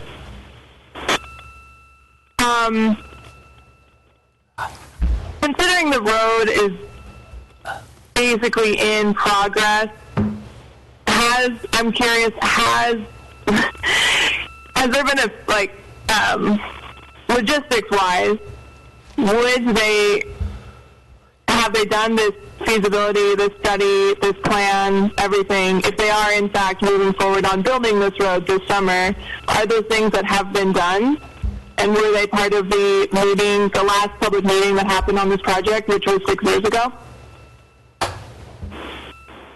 Member Merle? No. Does anyone know that? I don't. No, I think most things, we don't get a lot of information out of them for this. If we were to go to the website, the Cake Access Road site, we may be able to figure it out by looking at their past documents, but without being able to research, I don't think any of us know. Okay. Yeah, because for me, based on that, that we don't have that immediate information, that they are planning on moving forward with it, like they said, shovel ready right now, and given the fact that our community members over on Kupernoff have said multiple times very emphatically that they are against the road as it stands currently, let alone coming up towards them, I find this rather, yeah, it's a lot. I'm surprised that this was put forward in the language that it's using, because it does feel very disrespectful to the city of Kupernoff, the conflicted state of opinion on the road among many people in both the Petersburg Borough and the Cape community. And so my personal feeling would be that we do not pass this, that it becomes an issue rather like forgive me, it's been a long travel day, the Tongass Roads Amendment, where we take no stance and let the state own this project in its entirety, because at this point the borough has not taken an official position on this road, and I think they should take ownership for it, however it takes its final form, whatever the road of imagination turns into. Thanks, Chelsea. Yeah, I can't support this letter. For me, there's all kinds of conversations one way or the other about this. I hear from people in Cake who aren't sold on it. I hear from people in Cake who want it. I hear from people in Kupernoff that don't want it, and I'm trying to sort out if this road was to go through, where is it going to end? I mean, we don't really get we heard Senator Stedman talk about it a month ago or so, about if it was up to him, he'd have it come closer to Petersburg. But I mean, this original decision was like 10 or 12 years ago, when the financial picture was a lot different than what it is now. I appreciate having more access to subsistence and recreational uses out in the Kupernoff area, but it's just like, it sounds like there's lots of discussion that needs to happen before we dive off the cliff here. And one way or the other, if Senator Stedman says we're going to make this thing happen one way or the other, then let's make it work for us, as opposed to making it a road to nowhere that very few people can deal with. So I will be voting against this resolution. So anyway, thank you. Taylor? I've taken the stance with how Chelsea said it, is that with the Tongass thing and all that, it's like this road, I don't see this road as our road. I know that it was pointed out that it is in our borough, about the last 7 miles of it, I think, maybe. It's not very much. It's, from Portage to 12 Mile. That is not very far. So yeah, it is in our borough, but it's not our road. Bringing it closer to Kupernoff, they don't want it. That's clear. So that's, I don't know. I won't be voting for this. We'll just let the state eat this one. Any other discussion? Mr. Mayor? No, I said my 2 cents. Okay. Chelsea? Anything else? No. Thank you. Debbie, can you please call the roll in regards to this letter? Yes. Jeff? No. Taylor? No. Chelsea? No. Mark? Yes. Bob? Yes. Brandy? Yes. We will not be sending the letters. 3-3. Thank you. I guess we're looking at item F or so. Letter to ADOT and public facilities regarding the 20... Actually, we're on the letter to Senator Stedman and Representative JKT about the school bond debt reimbursement. Okie dokie. I'll move. Is there a second? Okay, thank you very much. Is there discussion here? Debbie, can you please tell us what we're voting on? Well, Okay, somebody should. There's a series of letters that you'll be addressing here. A Okay. majority of them are from AML Yes. requesting support on these issues. This particular one is asking both our representative and our senator to weigh in on the school bond debt reimbursement and the school maintenance, deferred maintenance program. Both have had reduced funding, which costs us in the school money, meaning projects the school wants to do, there's less money for them to do it. Yep. And in the case of the school bond debt reimbursement, the Assembly raised taxes last July because the governor slashed it by 50%. So July 4th, 2019 at 10 o'clock in the morning. yeah, so this is a letter asking them to fix that, and please to return the funding to both of those programs. Okay, thank you. Any questions? Debbie, can you please call the roll? Taylor, Yes. Chelsea, Yes. Bob, Yes. Jeff, Yes. Brandy, Yes. Mark. Yes. Thank you. Okay, the motion passes 6-0. Are we on the ADOT Yes. STIP grants? Okay. So next up on the agenda, we have a letter to the Alaska Department of Transportation and Public Facilities regarding proposed 2020-2023 statewide transportation improvement program. Is there a motion to support this letter? So move. And seconded? Any discussion? Steve, is this something we've... Go ahead, Mr. Mayor. I think this is very important to set this, just look at the STEP program in the way it's proposed from 2020 to 2023. I think Steve did a good job putting this letter together. The disparity with what the rail belt gets versus the rural communities is quite obvious, and there's no real money in it for repairs for ferry ships themselves. There's some money in for the ferry terminals over the next 3 years, but I think it, probably will fall on deaf ears, but I think it would be a good idea to send this letter. Yep, thank you. Anybody else? Yep. Debbie, can you please call the roll? Certainly. Taylor, Yes. Chelsea, Yes. Mark, Yes. Jeff, Yes. Bob, Yes. Brandy. Yes. Thank you. So hopefully we're on to a letter to Representatives Fields and Christ Hopkins regarding the Ocean Ranger program.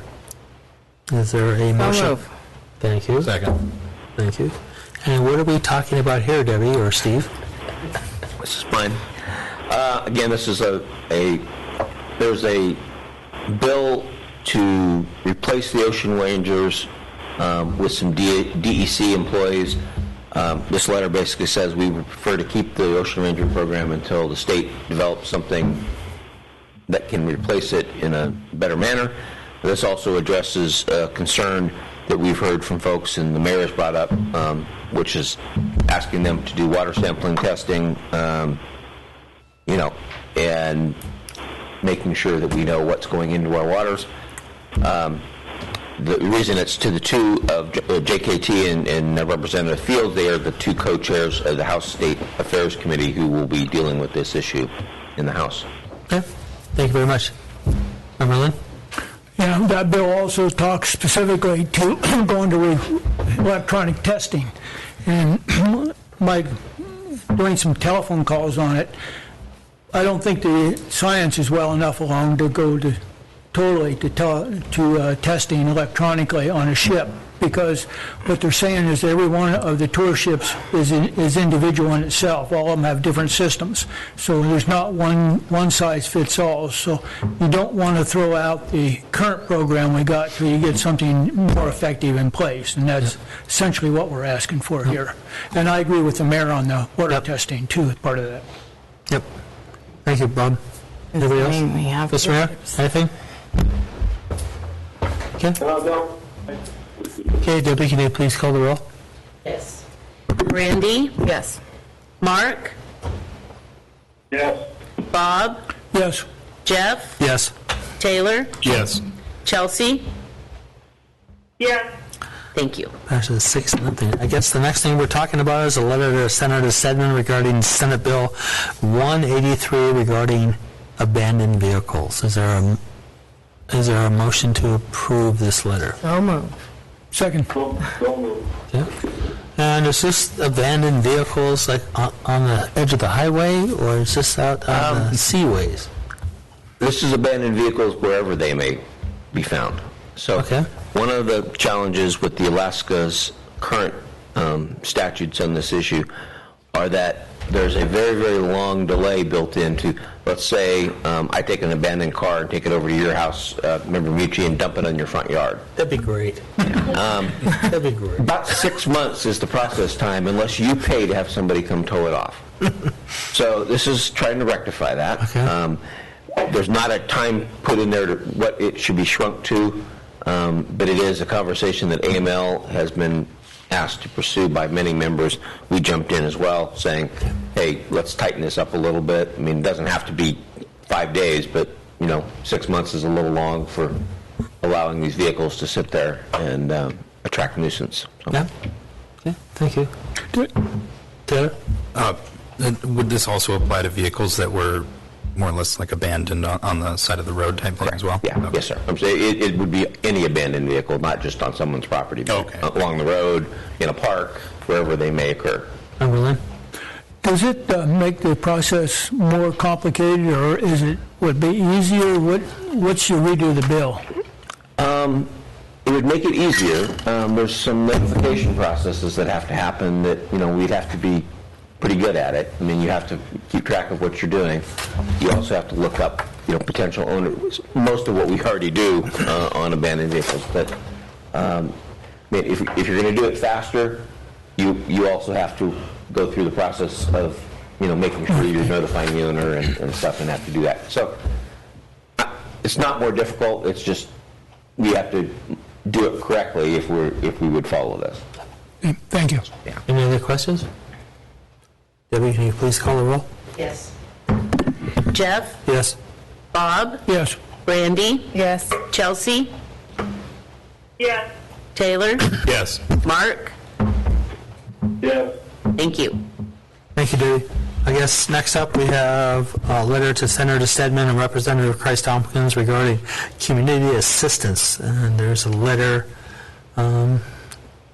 for that. And is there a motion to approve that letter to go forward?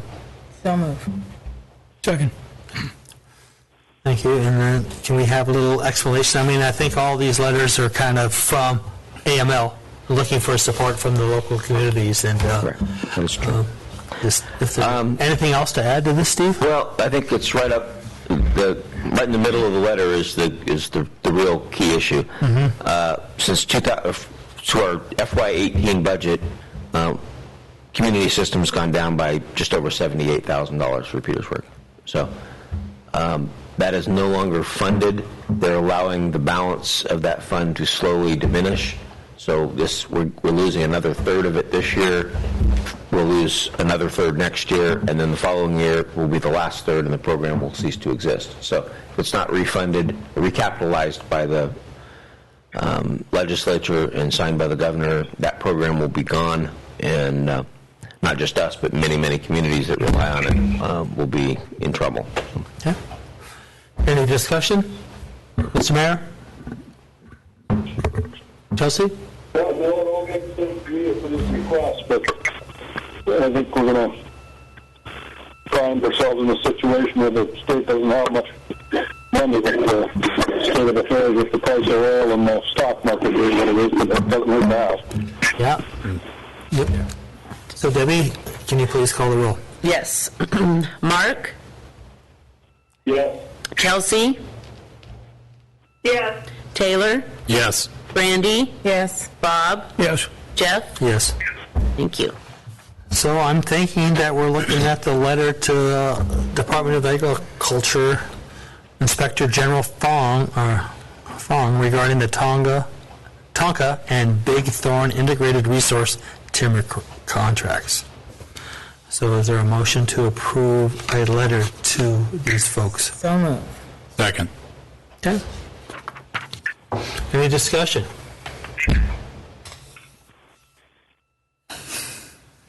Yeah. Wow. Okay. Debbie, can you please call the roll? I guess, yeah, unless you need any clarification. I don't. Okay. Okay. Chelsea? Yes. Brandy? Yes. Taylor? Yes. Mark? No. Jeff? Yes. Bob? No. Passes 4-2. Yeah. Okay. How are we doing, Debbie? We're good, we're good. Okay.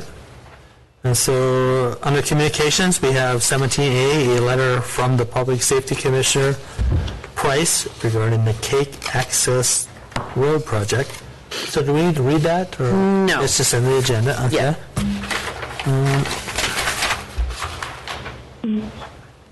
Also, we have a letter from Ron Busham regarding the Cake Access Road Project as well.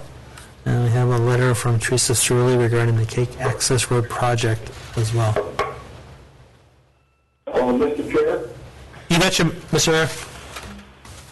I would like to just interject one thing about when the detail of these letters. That these were submitted late for the last meeting, so they're in the minutes and they're under communication with this one, like we're going to do in the future, like I said earlier. But all three of these letters supported the Cake Access Road.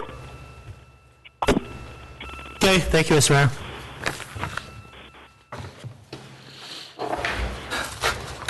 Okay, so where are we here? Assembly discussion item. Okay, so we aren't going into, are we going to go into executive session? No. Nope. No. All right. We were just going to discuss executive session. Okay. So let's do that right now. Oh, I have to talk again? You don't. Don? Things have changed a little bit since we did this agenda. Yes. So that's why I was looking at you. Yes. Yeah. Okay, good. We were trying to figure out a date so that we could do an executive session, probably as a special meeting, just because it may take some time. And we needed to be able to do that before negotiations started, which were scheduled to start April 6th. So, or 7th. Correct. Okay, April 6th. Or 7th, whatever. We have since that time delayed negotiations for the union's request to May 1st. We said we were going to talk the last day of April, I think. So we have more time. I guess I can still ask the question, how would the Assembly like to deal with this? Here's the crux of it. We'll need to talk with the Assembly in executive session to talk about what kind of offer we should make to PMEA. Do you want to go through the entire PMEA contract and all of that entails, the requests, the things we're asking to change or not? And we want to just make sure that everybody's still on board with who we have on the negotiating team and has anything changed. So if you don't want to go through the whole contract, I think it took us with the department heads who already know this contract in many ways about 2 or 3 hours. Yeah, it was over 2. So if the Assembly's going to do this, it's going to take probably a little longer. So it'd be a very long meeting. I'm just, how do you want to do it? Understanding that the key issue for us is what do we offer the union, what do we want to negotiate? Going over the contract is required, but several of you had asked about it at one point, and I wanted to give you that opportunity. So that's... Can I make a suggestion? Can we hand out the previous contract, and then you guys can just show us the differences, and so if we want to move on our own, then when it comes to negotiation time, we can just look at the differences as opposed to going through the whole. Yes, I love that idea. So one thing I was going to suggest is exactly what you're suggesting. I have a draft of the entire collective bargaining agreement showing the changes that we would like to propose. So it'd be just like what you see on an ordinance where it's being changed. Anything that we want deleted will be struck through. Anything that we would like to add will be in red, so you can see the changes. I would like to finalize that, which is going to take me a little bit, email it to all of you, And it would be your homework then to read it. And then if you have any questions about the changes or suggestions, then at the executive session or prior, you could come in and, ask questions prior, but at the executive session, then you would be able to give your comments on whatever it is. Member Lynn? Yeah, so your thinking is to go through this line by line? No, I'm just saying that we can get the contract with the changes so that we can review it before sitting in an executive session, so we don't have to sit there and pick it apart for 3 hours, and, we can actually have a chance to look it over ourselves and ask any questions or whatever. As opposed to going through line by line. Yeah, that's what I did not Yeah, want that's to what do. Brandy's suggesting and thinking. Is that right? Yes. Yeah. Yeah. The major items is Yeah. what I'd like to stick with, the issues. Good. And then I guess, has PMEA paid any heed to the fact that tourism is probably not going to be very good this year, and the bottom has fallen out of at least the halibut market for right now, so that as far as money coming into the community, it's probably not going to be very good this year, and that maybe they shouldn't be asking for more. We have less to give? They have not said that to me. I'm not an expert on any of this. My guess is they won't, but they could surprise me. At this time, I'm going by what Michael Special, who is the APEA union guy for PMEA.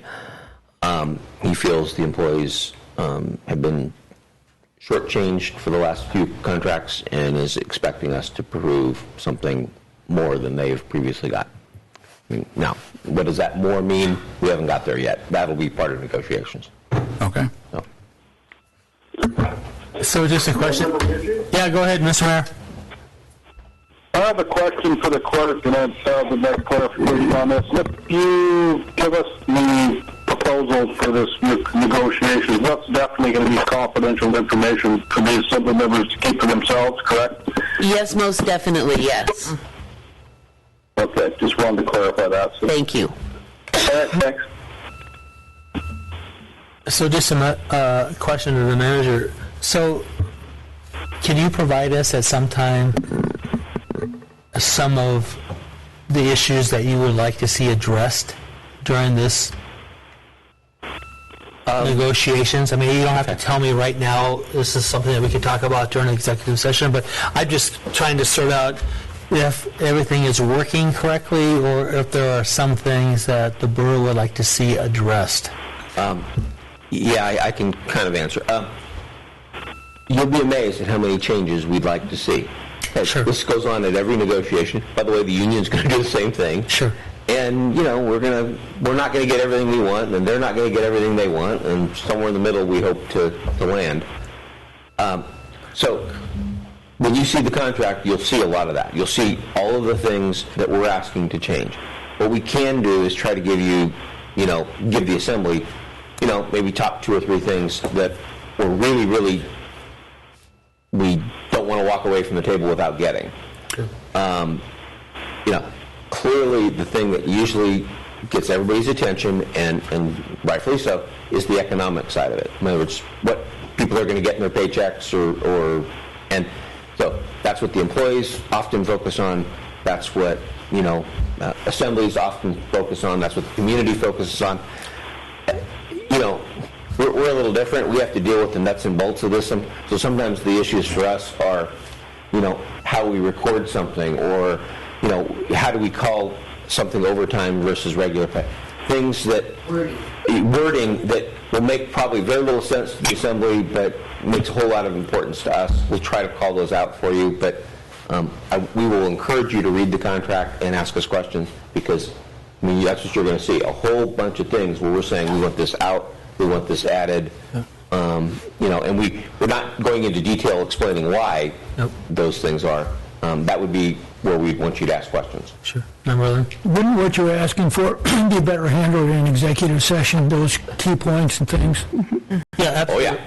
Absolutely. What I'm looking for is I've seen documents that they're highlighted what stays in, what stays out, and that helps me read what's going on. And that's what I'm looking for in a document that comes from the with the borough. I mean, I understand that some of the borough employees are what they're looking for, but I mean, I think it's just, we're all in this together, and I think if it's easier for us, for me to read, I think it'll help me understand things better. Did I miss anything, Debbie? I mean, we did an incredibly thorough job on the review of this. Yep. Again, I just, bears repeating, we will not get everything we want. No, I understand. And the union will not get everything they want. And hopefully all sides understand that very well. I understand. So, Steve, are we going to try to have the executive session at the next meeting, which I think is April 6th? What are we? Yes, it is What? April 6th. I think we'd almost need to. This is discussion. I'm sorry. Sure. I have a suggestion. Mr. Mayor, I'm just trying to I think the best thing to do is at least have a conversation about what direction we want to go. I mean, we might not have the end of where we want to go, but at least a discussion to give staff kind of some of our thoughts. We might not have them all thought out yet, but I mean, the sooner the better that we just start chatting about this. I mean, we can spend a lot of time on the phone and stuff, but as long as we start understanding kind of where we want to be as the borough folks, I think sooner the better. I mean, we can certainly make it the second meeting in April, but whatever the body wants to do. I'm a little worried about the second meeting, if I may, just because if we're going to start negotiating May 1st, sure. I want as much time as possible between the time we know what the assembly wants and the time that we have to meet, so we can be prepared when we meet with the union. Member Mo? Is there anything wrong with doing it after the meeting on the 6th? Does anyone else have a problem with that? In the afternoon, Yep. Well, yeah, just right following that one. That'd be good. Mr. Mayor? Yeah, it seems to me like in the past we've had more than one executive session. So I would, think probably by April 1st or 6th is that the first meeting in the month. Hopefully I'll be back. Generally we are done with the hearing fishery and Craig and home by then. And to give, to get a feel for what the manager is negotiating with the union, and then maybe we could give them give them more input in the direction that we think we'd like to see as an end result. Okay, do we want to do it in the evening or? Right after. Right after the regular meeting. Okay, we'll just put it on the agenda for the first meeting in April. Wonderful. And are you looking for comments from the assembly about direction that we would like to go with that before then? No, during the executive session. All right. That's great. Questions before and during. Okay. Anything else on the... So the next discussion item was about the quorum requirements. I put this on there, of course, before we realized that we were going to do the emergency ordinance, so there's really not a reason to discuss the next. Well, I was just going to I guess this is under comments. I just wanted to make sure that everybody knew, because I've already talked to you, but I did ask Debbie to look into what we as a borough can do, what type of jurisdiction we have over the borough, basically, beyond our borough facilities, for whether there's a curfew put in place, or we have to minimize the amount of people that are in functions, or whatever it is that we feel that we must do as a borough, if we even have the jurisdiction to do that. So she was going to look into that for us so that we can maybe have a plan prior to complete chaos, if that so occurs. Unless complete chaos is in the morning. My God, I hope not, but yes. Member Nora? Do you have anything? Oh, no, I was just, sorry, I use my hands a lot. That's fine. Anything else? No. Two positive COVID-19 cases. Are we?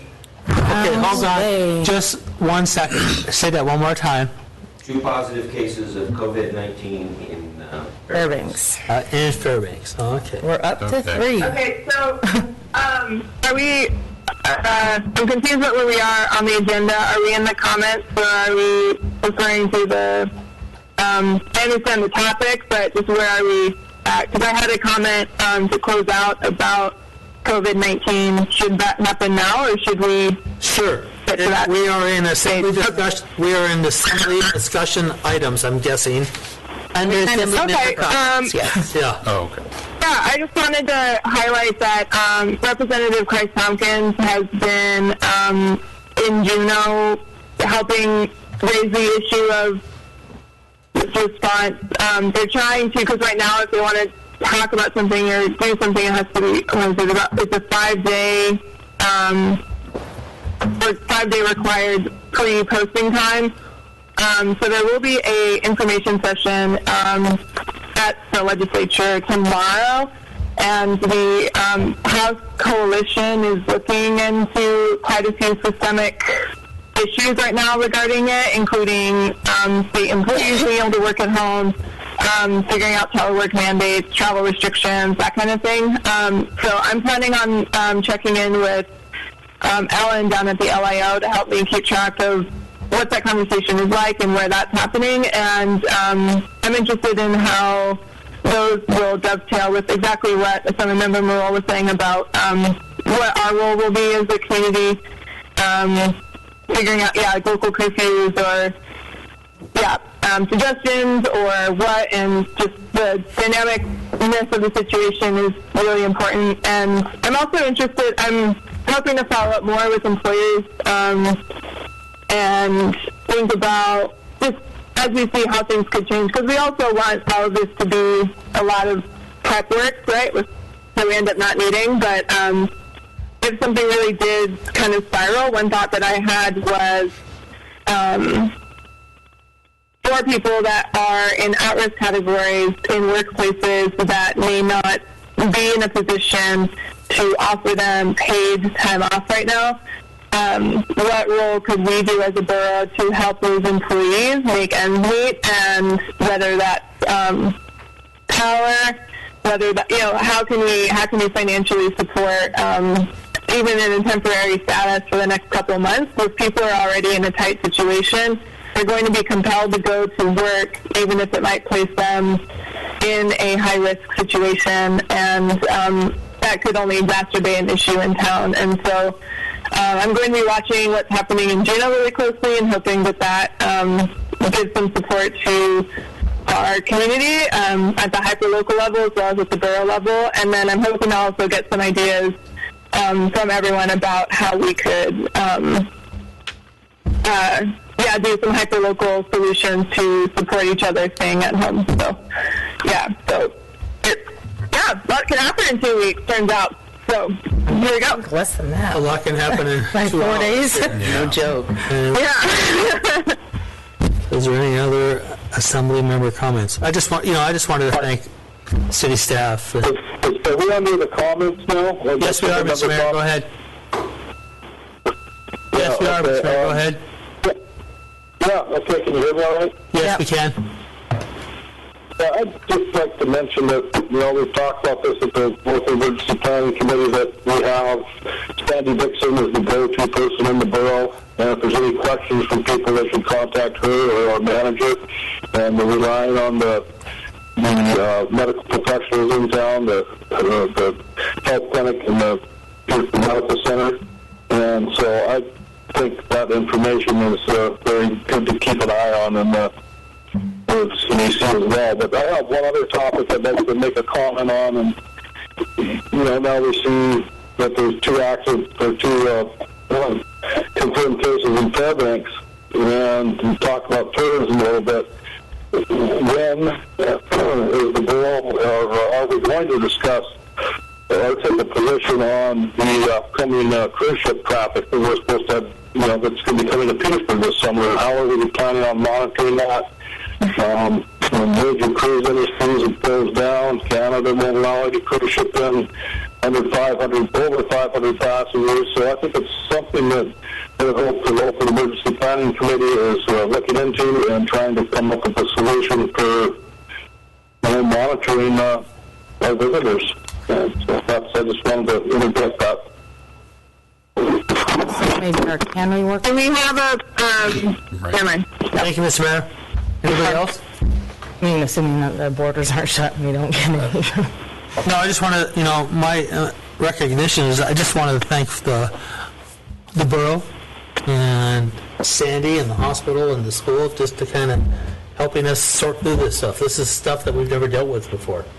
And it's uncharted territory, and I think we're not trying to panic anybody. We're just trying to make sure you wash your hands, keep your hands out of your face, and kind of limit your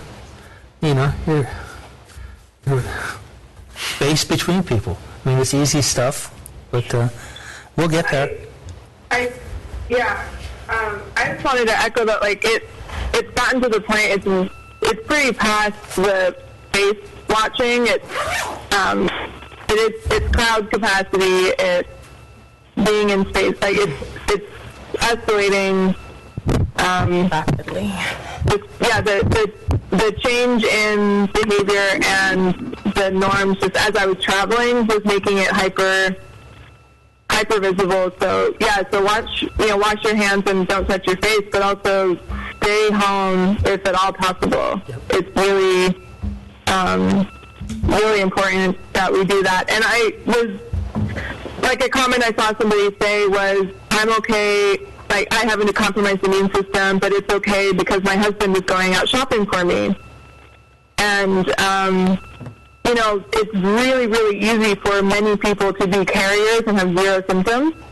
And so, just assume, like, I'm at this point assuming that I could be a carrier because there's no real way for me to know right now. I don't fit any of the qualifications for, I have no symptoms, I have no anything, but I have been in public spaces, and I'm in the demographic where I would not show any symptoms, and so I'm taking it on myself to act accordingly as if I do have it, and to try to create that barrier that way. And so I just hope people think of their own movements and their own interactions with the public and try to carry themselves accordingly, but then also try to recognize where people may not be able to do that, and so try to fill in those needs for your neighbors. Someone else needs to go shopping for that husband, so the husband doesn't have to go out and then bring it back potentially, that kind of thing. And that's just from, coincidentally, the people I was staying with included a med student and a public health official. So I was getting they were getting real-time updates as I was staying with them, and we're very, very lucky to have such an amazing staff in town and to have the local communication we do and all that jazz, and to have all the businesses on board doing what they need to for their employees is really huge. And I feel really grateful to have made it home. It feels really good. And I'm very grateful. Thank you, everyone, for all your work. All right, welcome back.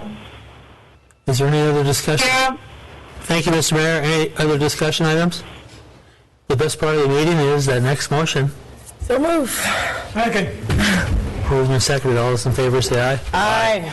Thank you. Aye. Thank you for coming. Thank you. Thank you for risking your lives and coming. Well, I would like to, depending on what button.